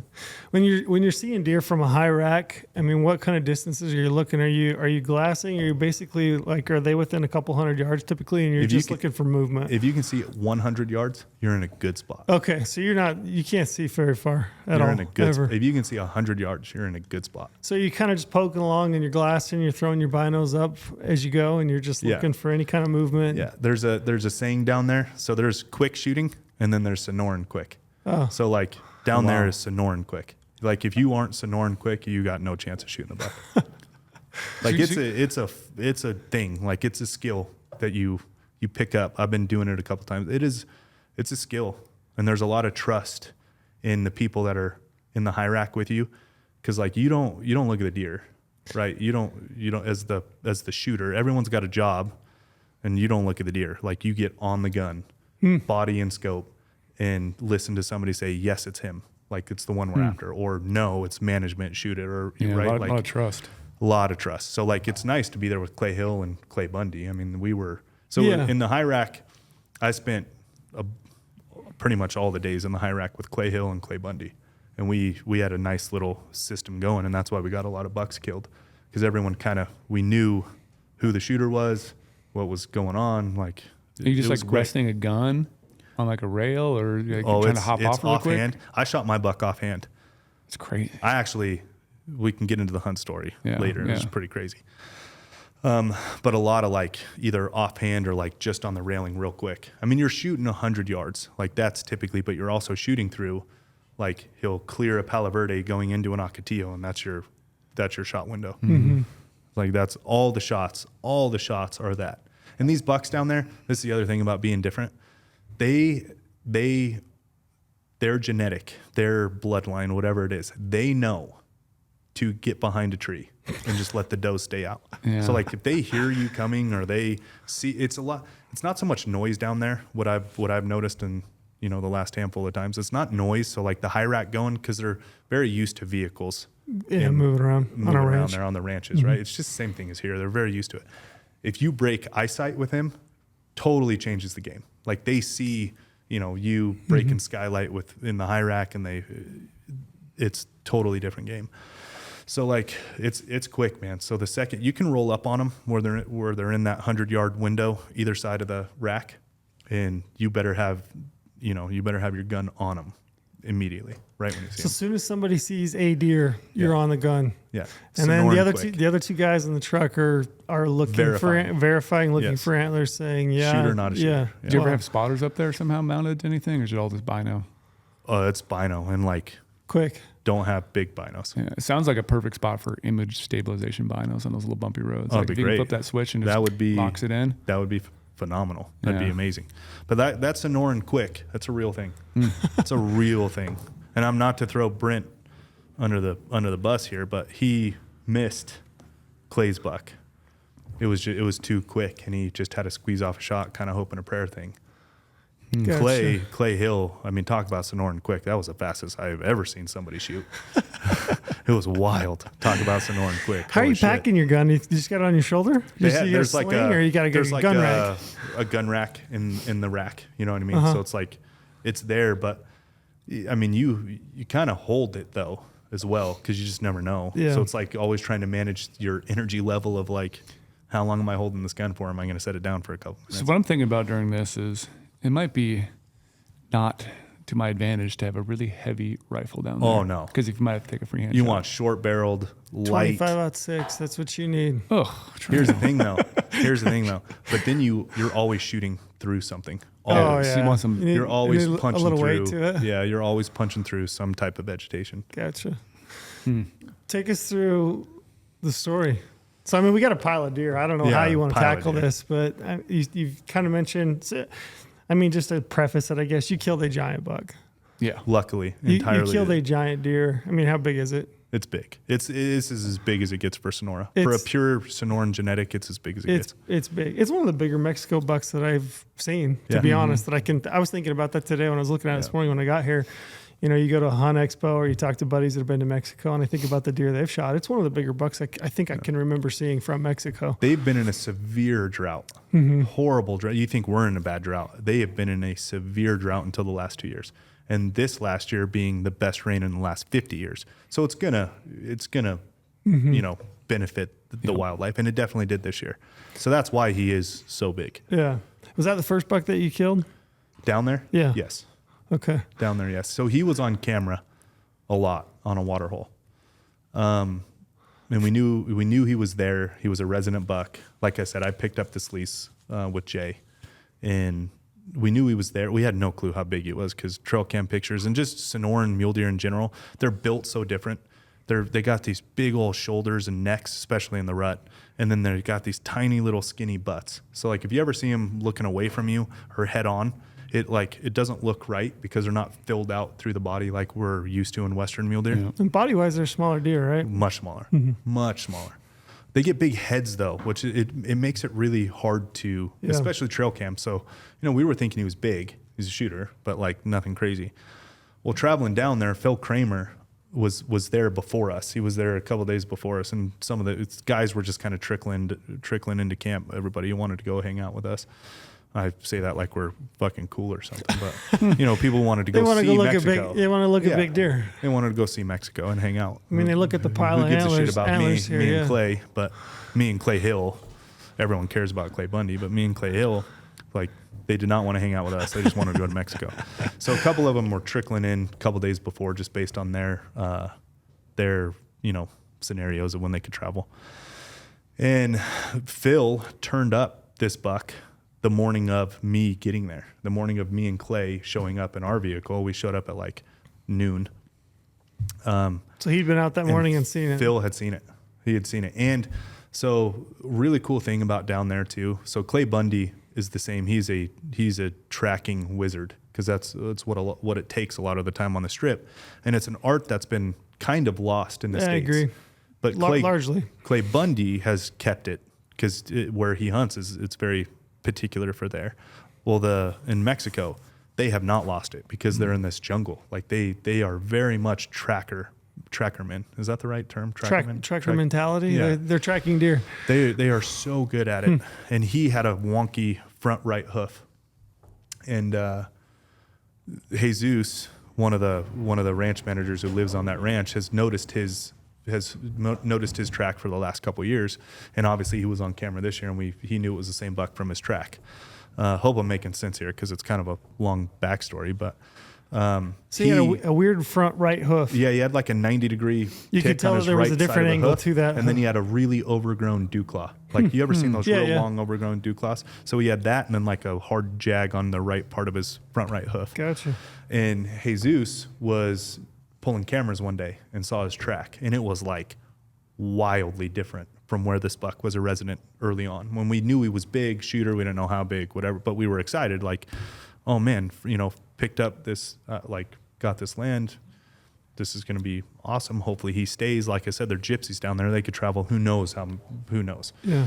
And but Jesus picked up his track and like kind of tracked him into the area he was. Phil Kramer went out there, and Parker Fales and Clay Bundy were down there. They got him bedded. They found him bedded. Somehow, miraculously, he was bedded close enough to a glassing point. Not close by any terms of like shooting or good glassing, but close enough to know it's him. Big inline. Is he running does? He was running the shit out of does. Like the shit out of does. So he's not going to go anywhere probably. So I pulled up at noon. He bedded. And so Phil hit us on the radio. He's like, you guys need to get in the high rack. He's bedded. Like I've never seen a deer rut this hard. He's going to be bedded for the rest of the day. Like he is stoved up. He's been getting rough. after it. Yeah, he's rough. So we're like, cool. So we get there. I'm like, this is awesome. Like no wait time at all. Yeah. Like not only is it you're hunting. one of our bucks from camera that we were excited about, like he's here. He didn't leave. Holy shit. And so I told Clay Hill, I'm like, this is getting in the high rack. It was probably one of the most nervous I've ever been. I kind of pride myself. If you're a hunter and have total mind control, you don't like hunting enough. But I've always felt like I have pretty good like head control, my head space of hunting and expectations and staying calm in the moment, being a killer when you need to kill. right? And I was kind of spun out because I just wasn't expecting it. I mean, I just traveled. Yeah. I'm there. Not only is it a deer, it's the deer we were excited about. It's midday, it's noon. He's got him bedded. So I'm like taking real deep breaths, like on the drive out there. And I'm like trying to get controlled. And I could not like calm myself down. It's the best feeling. Couldn't calm myself down. It's one of the, it's the only time I can remember. I mean, I'm sure it's happened to me in the past too, but man, I just couldn't control myself and I couldn't get calm. So I kept telling Clay Hill, I'm like, man, like I need to calm down. I need to get situated here. Were you ever like, Clay, I don't think I can get this under control. This one's on Never you. said But that. you take this one. Because the second you say that, then it's fully out of control. When you can trick your brain into, if you say to yourself, I need to get under control, and don't ever acknowledge that I have lost it. Once you acknowledge that, it's game over, in my opinion. He never volunteered and said, hey, I'll take a mulligan here. If you need to punt this one to me, The mind is an amazing thing. So I just, I was telling him that. And anyways, he's bedded and he's like 80 yards off the road. Could not see him. No shooting lane. Couldn't see him. Bedded. Those guys can see him all around him. Phil could see him in his bed. Gotcha. He could just see his horn turning. It's midday, so like his horn is glowing, right? And he's got enough elevation to see through the canopy. And he's like, we could not see him. I mean, we did the shakedown, just driving forward, reverse, trying to open up a pocket like a shooting hole, and just could never do it. Finally, he, like towards the end of the night, he stood, and Phil was like, I think he's going to come out to the right. And so we had been sitting on the truck turned off, just sitting in the high rack, waiting for him to stand to see if we could see him. He stood, could never see him.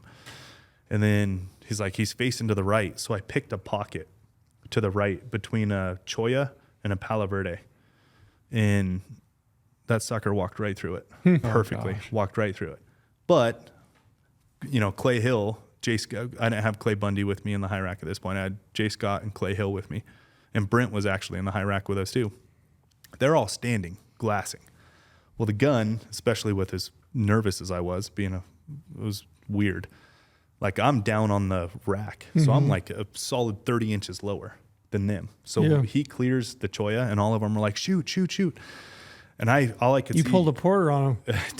you know that dark black. You needed to move. You know that dark black stripe down their neck. Oh yeah. And Sonora bucks have it in spades compared to a western slope deer. It's just so dark. That's all I could see. But I saw his right horn, and that's his big horn with the inline. With the big inline. And it walked right through. And honestly, it was the best thing that happened because I couldn't shoot. I didn't shoot. And they're all like, why didn't you shoot? I'm like, I'm 30 inches lower than you. Like, I'm not going to, it's first day. Like, I'm not doing that on this deer. Like, I know we want to get this deer killed. We've been excited. He didn't leave. It's a miracle he didn't leave. Like, I know we got to get him killed, but I'm not taking that shot. And it was honestly good because after that, I started to calm myself down. I'm like, okay, I saw him. It's all good, whatever. So Phil, he rebedded. Yeah, I don't know if he felt pressure. I don't know if the wind changed, whatever it was.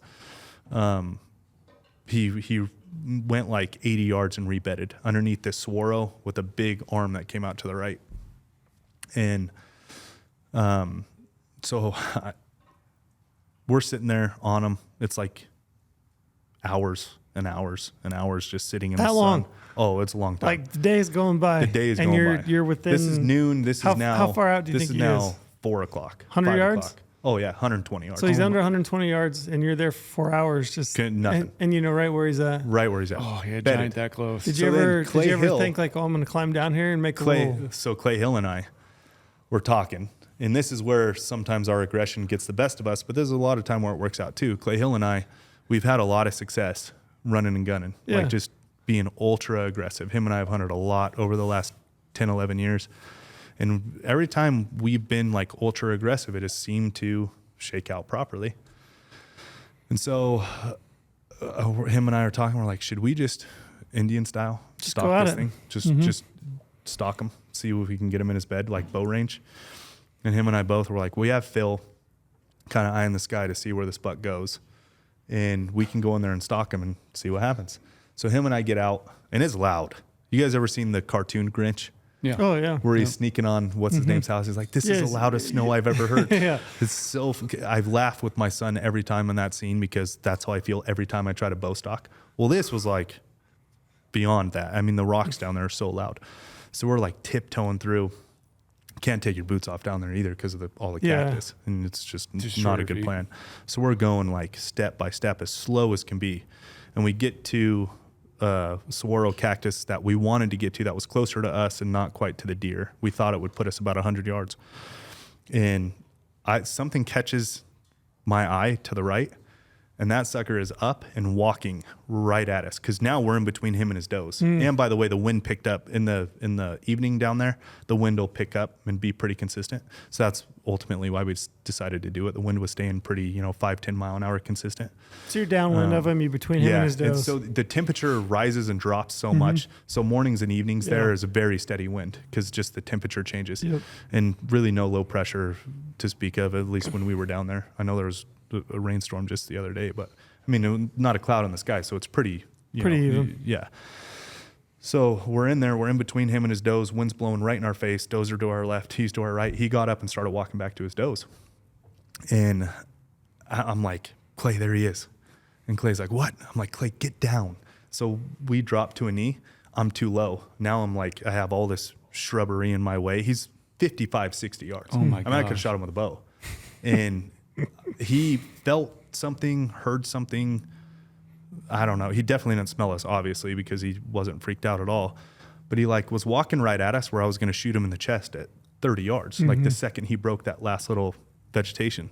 Well, then he like stopped there for a second and was kind of looking, moving his head, kind of doing the head bob, trying to see through. And then he just turned hard right and started walking through. And I stood up offhand and he's walking through a pitaya. And any Oregon cactus or pitaya, if anybody knows, it's got like those big cylinder things, but it creates a lot of gap. And the second I saw fur, I shot. And no antlers, you just know it's him. Oh, we knew. I saw antlers, him bobbing his head. Like he was Definitely him. 60 yards away from me. Yeah, he's giant. Doing the head bob, and I'm like, well, no mistake here. Definitely not a doe. And there's so few deer there too. It's not like it was him, a 2-point, and then a bunch of does. Like there's no mistaking. And hopefully that doesn't ever. I shouldn't say no mistaking, but like a little bit of a reference. A little bit of a reference here.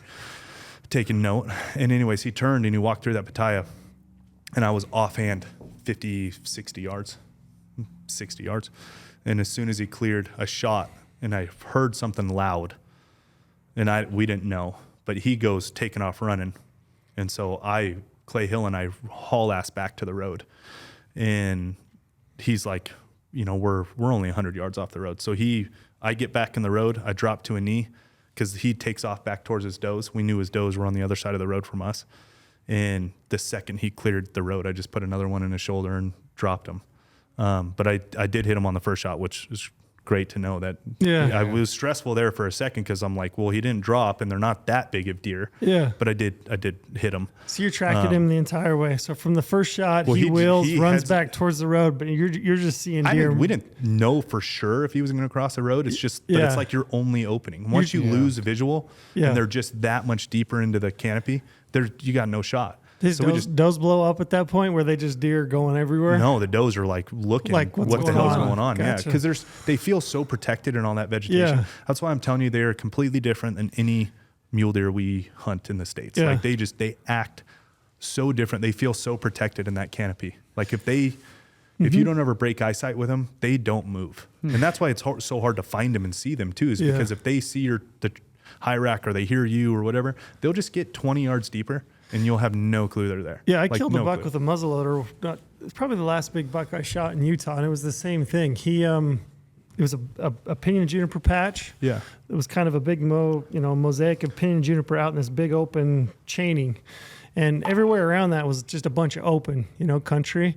And when I took off after this buck, I thought there's no chance he's going to stay in this. Yeah, but he did. I mean, he held up literally 18 yards inside the edge of this juniper because that's where he felt hidden. Those big old bucks. Yeah, they know. Yeah, like they know this is my best chance to stay alive. Being seen is what kills them. So if they're not seen, then they don't get killed. And those deer down there like truly know that and understand it.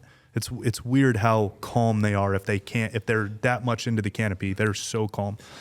So anyways, we hauled ass back to the road, and he was not running real fast because he was hit. Yeah. But he was like moving.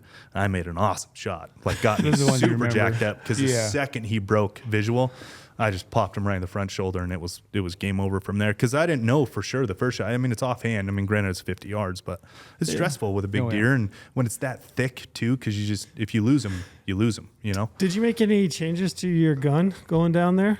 As far as like where you had that gun sighted in at, did you have it sighted in at 100 yards? 100 yards. Okay. And then just the gun I use down there is a 3.5 power scope, and it never leaves 3.5 power. Yeah, so you got that cranked all the way low. Yeah, all the way down, and it never leaves 3.5 power. Yeah, that's a good tip.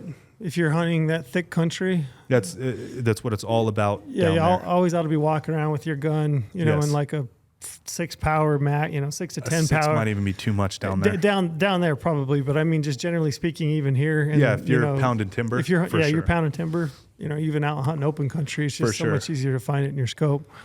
For sure. So, anyways, he got him killed, which just sent the trip off on an unbelievable note. That's the first day you're there. First afternoon. First I wasn't afternoon. We weren't even really planning on hunting. I mean, of course, we were going to go out and look. Yeah. We were going to pull cameras. We were going to see what was going on and all this stuff. But just, it's one of those things that like, that happens. When I was in college, having a good time in Vegas, when I was obviously old enough to gamble, we would walk it like a night out with your friends or whatever. We'd always go put a couple $100 on black on roulette, and if it hit, you had free money. You knew it was going to be a good night.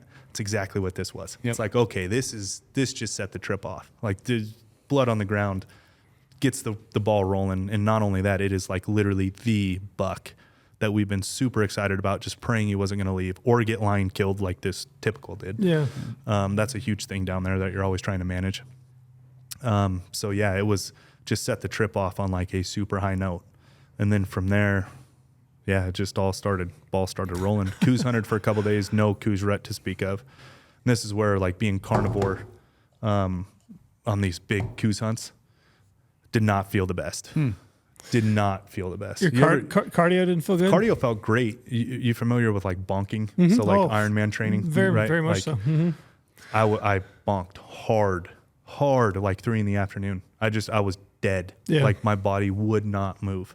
And granted, I've only been doing it for, I think 7 or 8 weeks now. I can't remember the exact whatever. But like hard. I went down. And it's not like me, you know what I mean? Usually, though, I'm a pretty hard snacker. Like, I'd always be eating a Pro Bar or Pop-Tart or something, just that quick energy. But when you don't have that, and it's like meat it digests really slow. So, like, you don't get that quick energy where you just pick yourself right back up and out. I was fucked for the rest of the day. I was down. Didn't even hunt that afternoon. I glassed from the side-by-side, but, like, I did not hike anymore. And that's when I came home and I was like, all right, this need to figure something out before true hunting season gets here. Maybe add some. It was rough, man. It was weird. Huh?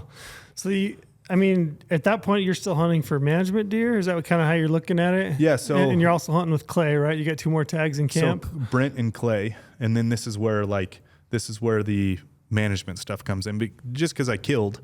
Like this, I picked up this lease with Jay. Yeah. So Jay and I are in agreement of like how we want to manage this. We're managing it. Him and I are kind of in Phil. We're kind of creating this like management program of what we want this property to be and what we're hoping for. And it's fun for all of us, right? Like we like being Farmer John. Sure. It's a fun thing to talk about. And it's like having your own whitetail place back east, but it's mule deer in Sonora. It literally doesn't get any better. I know I probably sound like an asshole because it is that special, but like, holy shit, I feel unreal lucky that this is the situation I'm in, the people I'm with. It's unbelievable.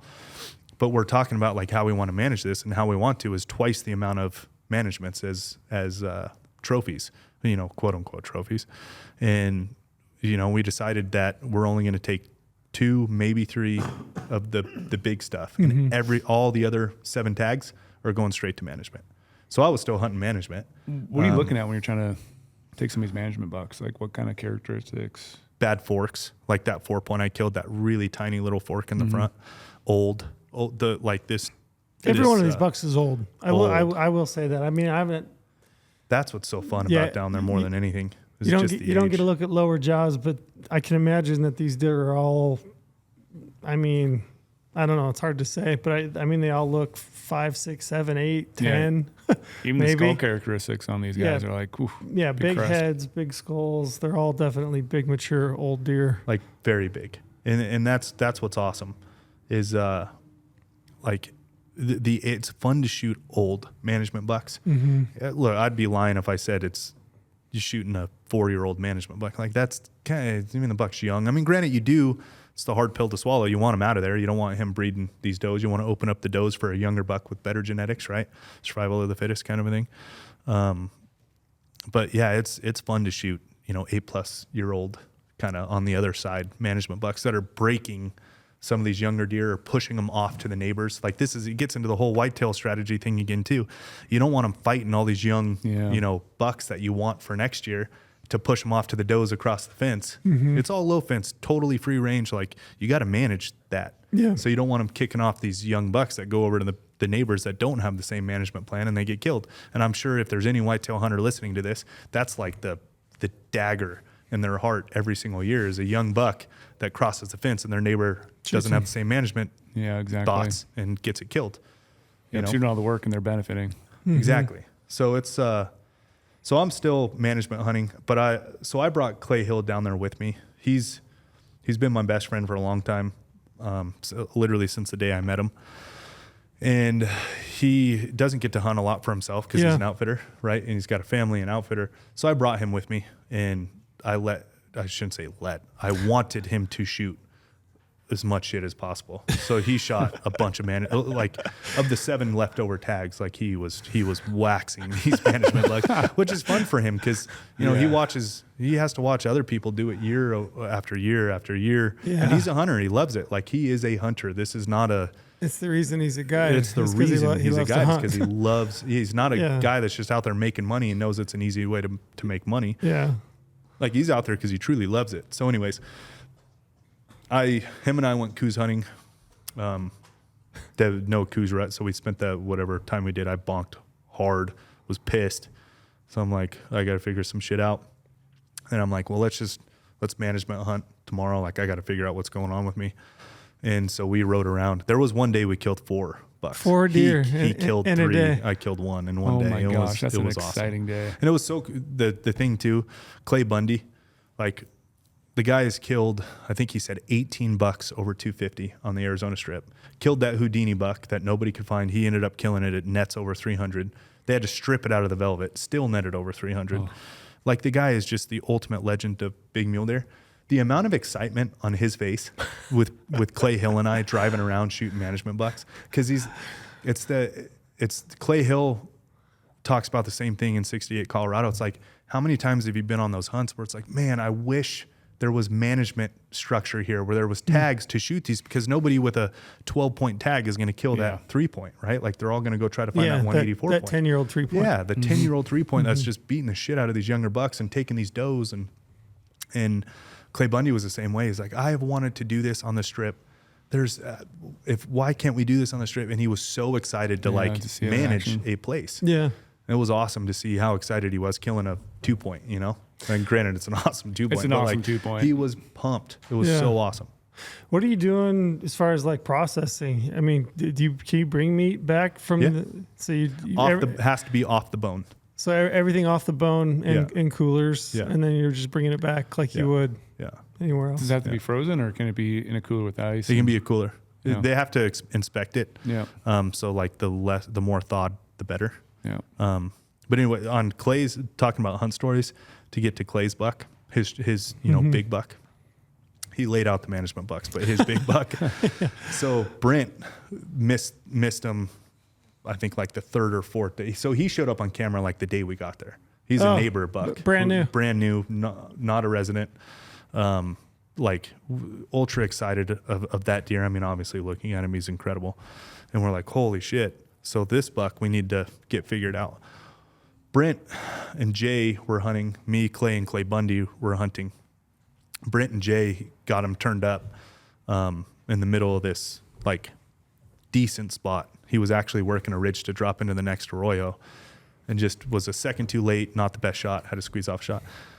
That sucker went missing for 5 days. No trail cam picture, no visual, no nothing. But his does were gone too. He had to harem a does. He had I think 10 or 12 does. So we knew we were missing deer. The deer densities are so low, you noticed that, right? Like we noticed that there was 12 does missing somewhere. And some bucks, he had them peeled off somewhere. Anyways, the second to last day, we're trying to triangulate this buck. Brent ended up killing his awesome deer, 194-inch straight 4-point Sonoran dark horn. He literally killed the depiction of Sonoran free range hunting. So he's happy as can be. So Clay and I went to go try to refine this buck we were calling Wavy because his main beam had this really cool wave to it. He ended up breaking by the time we killed him, but he peeled off for 5 days. And Jay I saw him post on Instagram pictures of him on the water and feed. And all these guys are like, oh, it must have been really hard on a feeder. Dude, go down there. I'm just telling you, I agree. You see a picture on a deer on a feeder, it doesn't sit right. I totally agree. I'm not going to bullshit anybody there. But you don't understand what's around that and how hard it is to pick them up from that once they leave it. You have down there, it is very, very common for water and feed station because that's how you find out what's on your place. That's how you understand what's on there, right?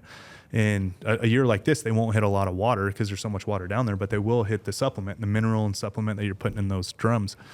And so I saw people talking about he went missing. I'm telling you, this deer was so hard to turn back up. You're just gridding everything around there. And gridding everything, trying to get glassers to the best possible spot, which is literally, it's kind of a waste of time, but we were trying. We were really trying, hiking people up these massive peaks that are glassing 3-4 miles away. Because a frame like that, you should be able to, or 12 does. You see a pair you're not picking up does either then, no, huh? so totally missing. He must have pushed to a neighbor or something. How he didn't get killed, I don't know. In the second to last day, we come around a corner, and it was just, you think about the timing. So all the stupid turnarounds we did that day, let's stop right here and glass this, 100-yard little ridge line right here. Let's do this, let's do that. You're just kind of killing time trying to figure out, should we go left? Should we go right? Should we do? You kill all this time and just hoping for something. At 11 a.m., it was perfectly timed where we're in the bottom of the arroyo and he was working a ridge with his does kind of to go to the next arroyo. And right when we pulled up, they couldn't see us. So we never broke eyesight with him. But the second we did break eyesight, those does and him, cause he had been shot at, he knew what was up. He took off running and he's with his back forks. It was pretty easy to tell it was him. So Clay Bundy and I were like, yep, it's him. It's Wavy. And that's why I say Sonora quick. Dude, that shot, that was what's the guy in Tombstone? The guy who always wins the shootouts? Wyatt Earp. Wyatt Earp. Dude, he was, I'm telling you, Wyatt Earp style. Had that sucker killed. Or Doc Holliday. Great shot. Or Doc Holliday. Yeah. Doc Holliday is the one that died of tuberculosis, right? Yeah. Yeah, that guy. That guy was always. Is that what Clay looked like? He was drinking? So fat. I even looked back at him. Like, dude, was he even in the scope? He looked like he got hit, and he goes, "Yeah, man, I was on him." I'm like, "How in the fuck did you get on that deer that quick?" Because he's running through a bunch of shit too. Did he hammer him? Hammered him. Just hammered him. One shot killed. Wow. A lot of multiple shots down there because you're center of mass because you're just kind of in the mix of everything. Like very few one shot kills down there. Very few. Anyways, he smashed him, and like that. Just the mule deer hunting down there is hard in a completely different way. Everyone's probably going to make fun of me that's talking about high rack and how hard it is, but that's what I was going to ask you next. It's different. Yeah, I don't know if I was going to ask you other than just maybe make the point that not all hunting is the same. No.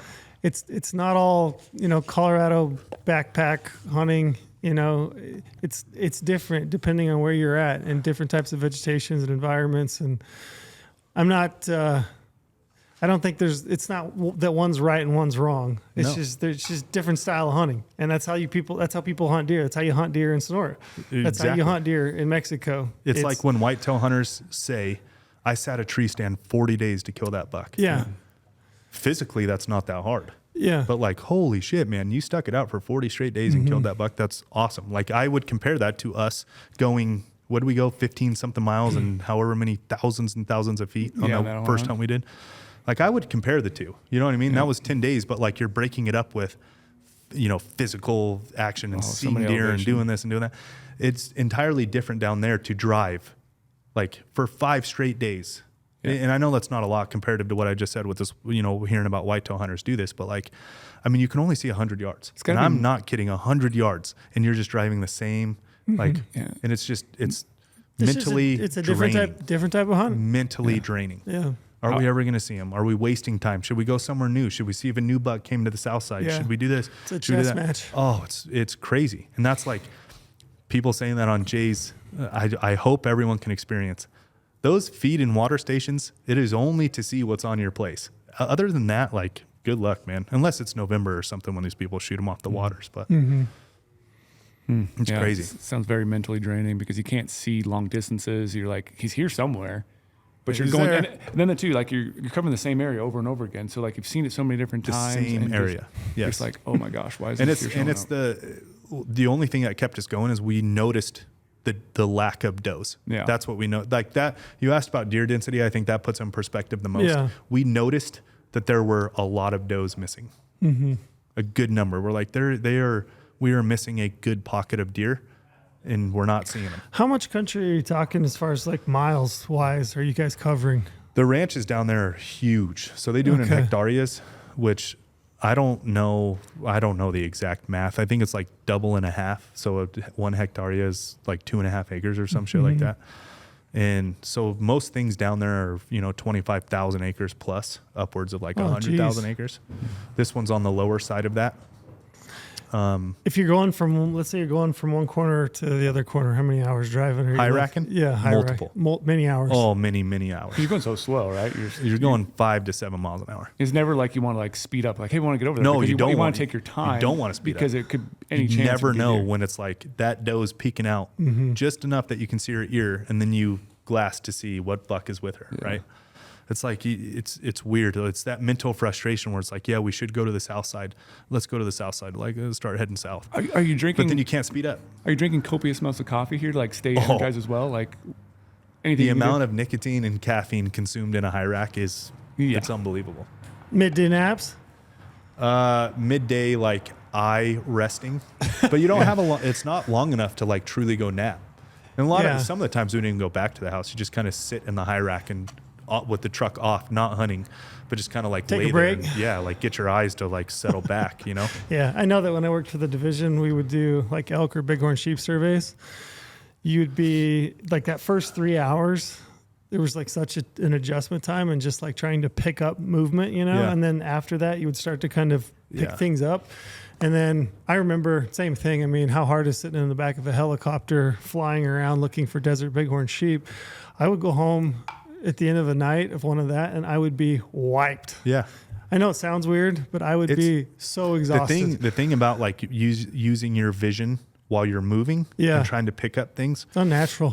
It's super unnatural. When we get back to the house, I couldn't even look at my phone. Like my eyes wouldn't look at my phone. I would have to like sit there like from a long distance away and look at everything. Let everything settle and bouncing around the whole time. It's wild, man. And that's why it is so different. I wish everybody could experience it. And it is worth it. I'm telling you, it's worth it. The coos hunting too, it's sad that the rut was like non-existent, because then to be able to team it up with go try to find a big coos, which we saw some good coos deer, 100, 110 inches, not a bunch of them, and just absolutely zero rut activity. But I could have killed, I don't know, 2 or 3, 105, 110 inches. Which is fun to look at. It's fun to go hike and break that up till I realized how shitty I felt. I got to figure that out. I don't know if it's just going to take more time to get to a point where I don't bonk like that, but that was fucking brutal. And it was on the way down. And if you guys ever hunted southern Arizona, I'm sure you guys have, just that everything is round rock and none of it is in the ground. It's all just like on each other. Yeah. You wonder how the hell there's any vegetation that grows because it's so rocky. It's so rocky. Yeah. So I had weak knees, like my head and vision weren't all there. And like every time I would step, a rock would roll out from under me. Yeah. Getting off, we hiked to the highest peak on the ranch, which honestly is super fucking high. There's bighorn sheep. I saw 25 bighorn sheep. Like that's how high we were. That's where the coos deer live there. That's like the coos. That's why I'm saying the mule deer and coos deer just completely flip. Where I'm glassing bighorn sheep. Free range, totally natural, free range, desert bighorns, looking for coos at the same time. was cool. It's incredible. But then on the way down, when I bonked, man, that was gnarly. That was not good. All the hunting you've done, you've hunted a bunch of species. You've been a lot of places. Like, where would you prioritize Sonora and mule deer? Sheep with Canadian sheep. Right up there. Right up there. Like top. 1 and 2. Mm-hmm. Notice you didn't say elk in any of these conversations. Oh, you guys. Well, elk was number 1. The other two. I don't know if we ran. 3. I don't know if we ran the audio on that Insta story. But I told you guys could shoot every elk on the side of the mountain for the rest of my life. I don't give a shit. But do not kill a mule deer out from underneath me. Yeah. Do not do it. So or pronghorn. You'd encourage people. This is a hunt that you would think you would encourage people, even if you got to save up for it. Yeah. I mean, different strokes for different folks, right? Like it's all what you're into. If you're into elk, then no, this is not for you. It'll be a waste of money. Right. But like, man, if you're into just somebody that likes to hunt. If somebody who loves to hunt and loves to do different shit and loves deer, like this is, it's the mecca of that. You never know. There's just something to be said about like you come around a corner and you don't know if that's the mid 90s, 30-inch wide, dark horned buck. Like you never know. I think it's also cool too, just going to someplace new, seeing different terrain, hunting a different terrain, hunting a different style than you're used to. That's like what I said, you like. always can maybe pick up a little tip there and like convert that over to other mule deer hunt somewhere else maybe, or how they approach things, or how you, I don't know, just navigate the terrain. Yeah. But like, super like cool a good example of that is New Zealand. Like New Zealand is the exact same style of hunting. I mean, new place, looks different, looks obviously wildly different. I mean, that's where all the crazy movies were filmed. Lord of the Rings. Yeah, right. Like it's wildly visually different. But Brady's there just perked up. The style of you did perk up. You're all about the style of hunting. The style of hunting is like the exact same. I mean, I shouldn't generalize it that much, but like it is spot and stalk, big glass, hike into the top. Like it is, there's no difference. I like the shit I like to do new stuff. Yeah. Right. Like your Marco hunt. That's so cool. So different than anything else. So different anything you do. And like to round out a Western hunt season, right? Like I did pronghorn hunts. I did my wife's elk hunt. Porter's late season Western slope hunt. Like you do those every single year, backcountry Wyoming hunts and all this stuff.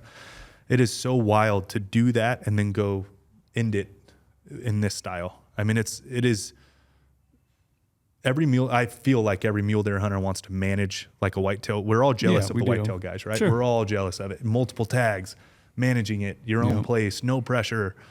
And it's like, this is a way to do that with the adventure. Like this is, you get that and just something entirely new that you don't do anywhere else except there. It's the only place where you hunt mule deer in a high rack in the bottoms. You hike to the top where the sheep are for coos deer.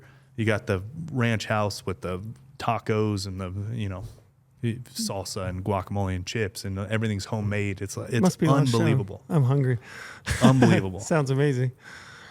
So yeah, I mean, I rank it up there with a northern sheep hunt. Now, northern sheep hunts, like it's no secret, those things are so goddamn expensive. Yeah. Right? It's like that really is one that only the lucky few get to experience. I mean, that one is just so priced out of any modern day natural income. Yep. So down south it's still there. But it's only going to get more expensive. Just look at the trend of hunting everywhere else in life. Like, look at it everywhere else in life. And it only gets more expensive. So, like, using affordable loosely here, completely understand and transparent about the fact that it is expensive. But when you look at it loosely as affordable comparatively, down there is still, like, it is still a thing. Like, you can still save up for it down there. And coos deer is really Coos deer is very much so. Yeah. Coos deer is very much so. I'm a mule deer guy though, so that's where my mind goes. It was hard to get me like to those day and a half of coos deer hunting with no rut, by the way. So it was kind of that mindless, like just glassing all day, like an early season deer hunt. Yeah, I was like, let's go back. Let's go back to the bottoms. Like, let's go see what's on here. Yeah. So it was pretty cool. All these bucks the lion kill buck is pretty sad. He's a young deer too. Yeah, that deer is really impressive. Yeah, we'll pull all these out. I think we'll grab some B-roll just and kind of splice it in so that people can see what we got here sitting on the table. I think what everybody notices on a Sonoran deer, first thing is color. Second thing is how heavy they are. Yeah, it's like every buck down there is just like that. Which is crazy too, because the feed availability. It's like or is there just not a biologist, but supposedly their protein per gram, their amount of protein per gram or whatever it is like double or even triple, if I remember correctly, so really than what Western stuff, Slope stuff is. Yeah, they're all heavy. Even, I mean, a bunch of these you pick up and you can feel the density in them. Yeah, your buck you pick up, it's heavy. It's heavy. It's not Weight just wise holding heavy. that deer's head up just for the mass, pictures. That's I was talking to Lorenzo earlier. That's like the it's not tangible. It doesn't go into a score of a buck or anything like that. But when you pick up an animal, a set of antlers, that density, like the bull I killed in Utah this year, You can feel it. I mean, that bull's he's like a 340 bull, busted, but he's so heavy. Yeah. I would bet each side of those is probably 12 and a half, 13 pounds. Yeah. Like it's just a heavy, You dense. can feel it. Yeah, That's what's cool about and it. I love that. Me too. And all these bucks have got that. That 2 points, the bases on that 2 point are nuts. Yeah, super heavy. Would you call them 2-Rex? The 2-Rex. The 2-Rex. Well, good deal. Any other tidbits? I mean, no. I know, believe me, I know how blessed, fortunate, lucky, whatever you want to call it, I am to be doing this kind of shit. So not going to shy away from that, but I'm just telling you, if you do want to bite the bullet, it is so worth it. Who would you recommend? So you've mentioned Jay. Yeah. Get a hold of Jay if you're looking for Jay Dar or Phil Kramer. Okay. Like that's where that's just my network. I'm just giving you my internal insight. Like I said, I'm sure there's a handful of other really good people, but this is just the network that I have somehow gotten into. And I'm telling you, like, you can't go wrong talking to any of those 3 guys. Yeah, and they could certainly. I mean, if they don't have something readily available for you, those guys have connections and They'll figure it out. networks. They could definitely point you in the right direction. And Exactly right. I mean, all 3 of those guys, everybody I've ever talked to that's gone, with Jay, they've had experiences similar to yours that have just been great. And the thing about that network is they believe in the purity of Sonora, like hunting the pure spots, which you have to know. Yeah. Like you gotta. They've been doing it for so long. They know the areas that are pure and the areas that have been introduced, that kind of shit. And I love that that's what they care about. So it's pretty cool. Right on. What an adventure. So Wild adventure. I talked a lot on this one. Everyone's going to be fucking sick of me talking. No, I loved all the insights because, like I said, a lot of There's stuff going to we be dream podcasts where to each do. of us has our Right, yeah, our our thing. own Yeah, thing. mature hunt. I'm going audit hunting next week. I'm sure I'll get a chance to recap that'll be fun. some of. Yeah, That'll I've be a never lot of done fun. that. I That's mean, next week already? yeah. Gosh. Heard you're trying to take your bow trail. Is the rumor true? The rumor's true. Yeah, I'm gonna try would love it. I'm gonna try to pack the old You bow. killed with a bow. Yeah. The poor man sheep hunt. Yeah. That's what this is. When I was hearing Brady talk about just going, and you as well, Yeah. just going a new place, new environment, new species. I don't know anything. I've never laid eyes on an audad, on a Barbary ever in my life. So I'm looking forward to it. That's I'm going looking to be forward to awesome. hearing about it. Me Yeah, it'd be too. Cool. I But yeah, can't- there's that's going to be podcasts where each of us is going to run our mouth a Oh, lot yeah. more than Yeah. others. That is the true though. Like they are coined the poor man sheep hunt. Yeah. Like if you want to hunt bighorn sheep and you can't, Yeah. go hunt these because it's the exact same. Yep. So I'm looking forward to it. Anyway, anything else? We're good. I think Call we're it a good. wrap. We're good. Call it a wrap. Call it a We'll, wrap. we'll pull these out and get some video. Yeah. See you guys later.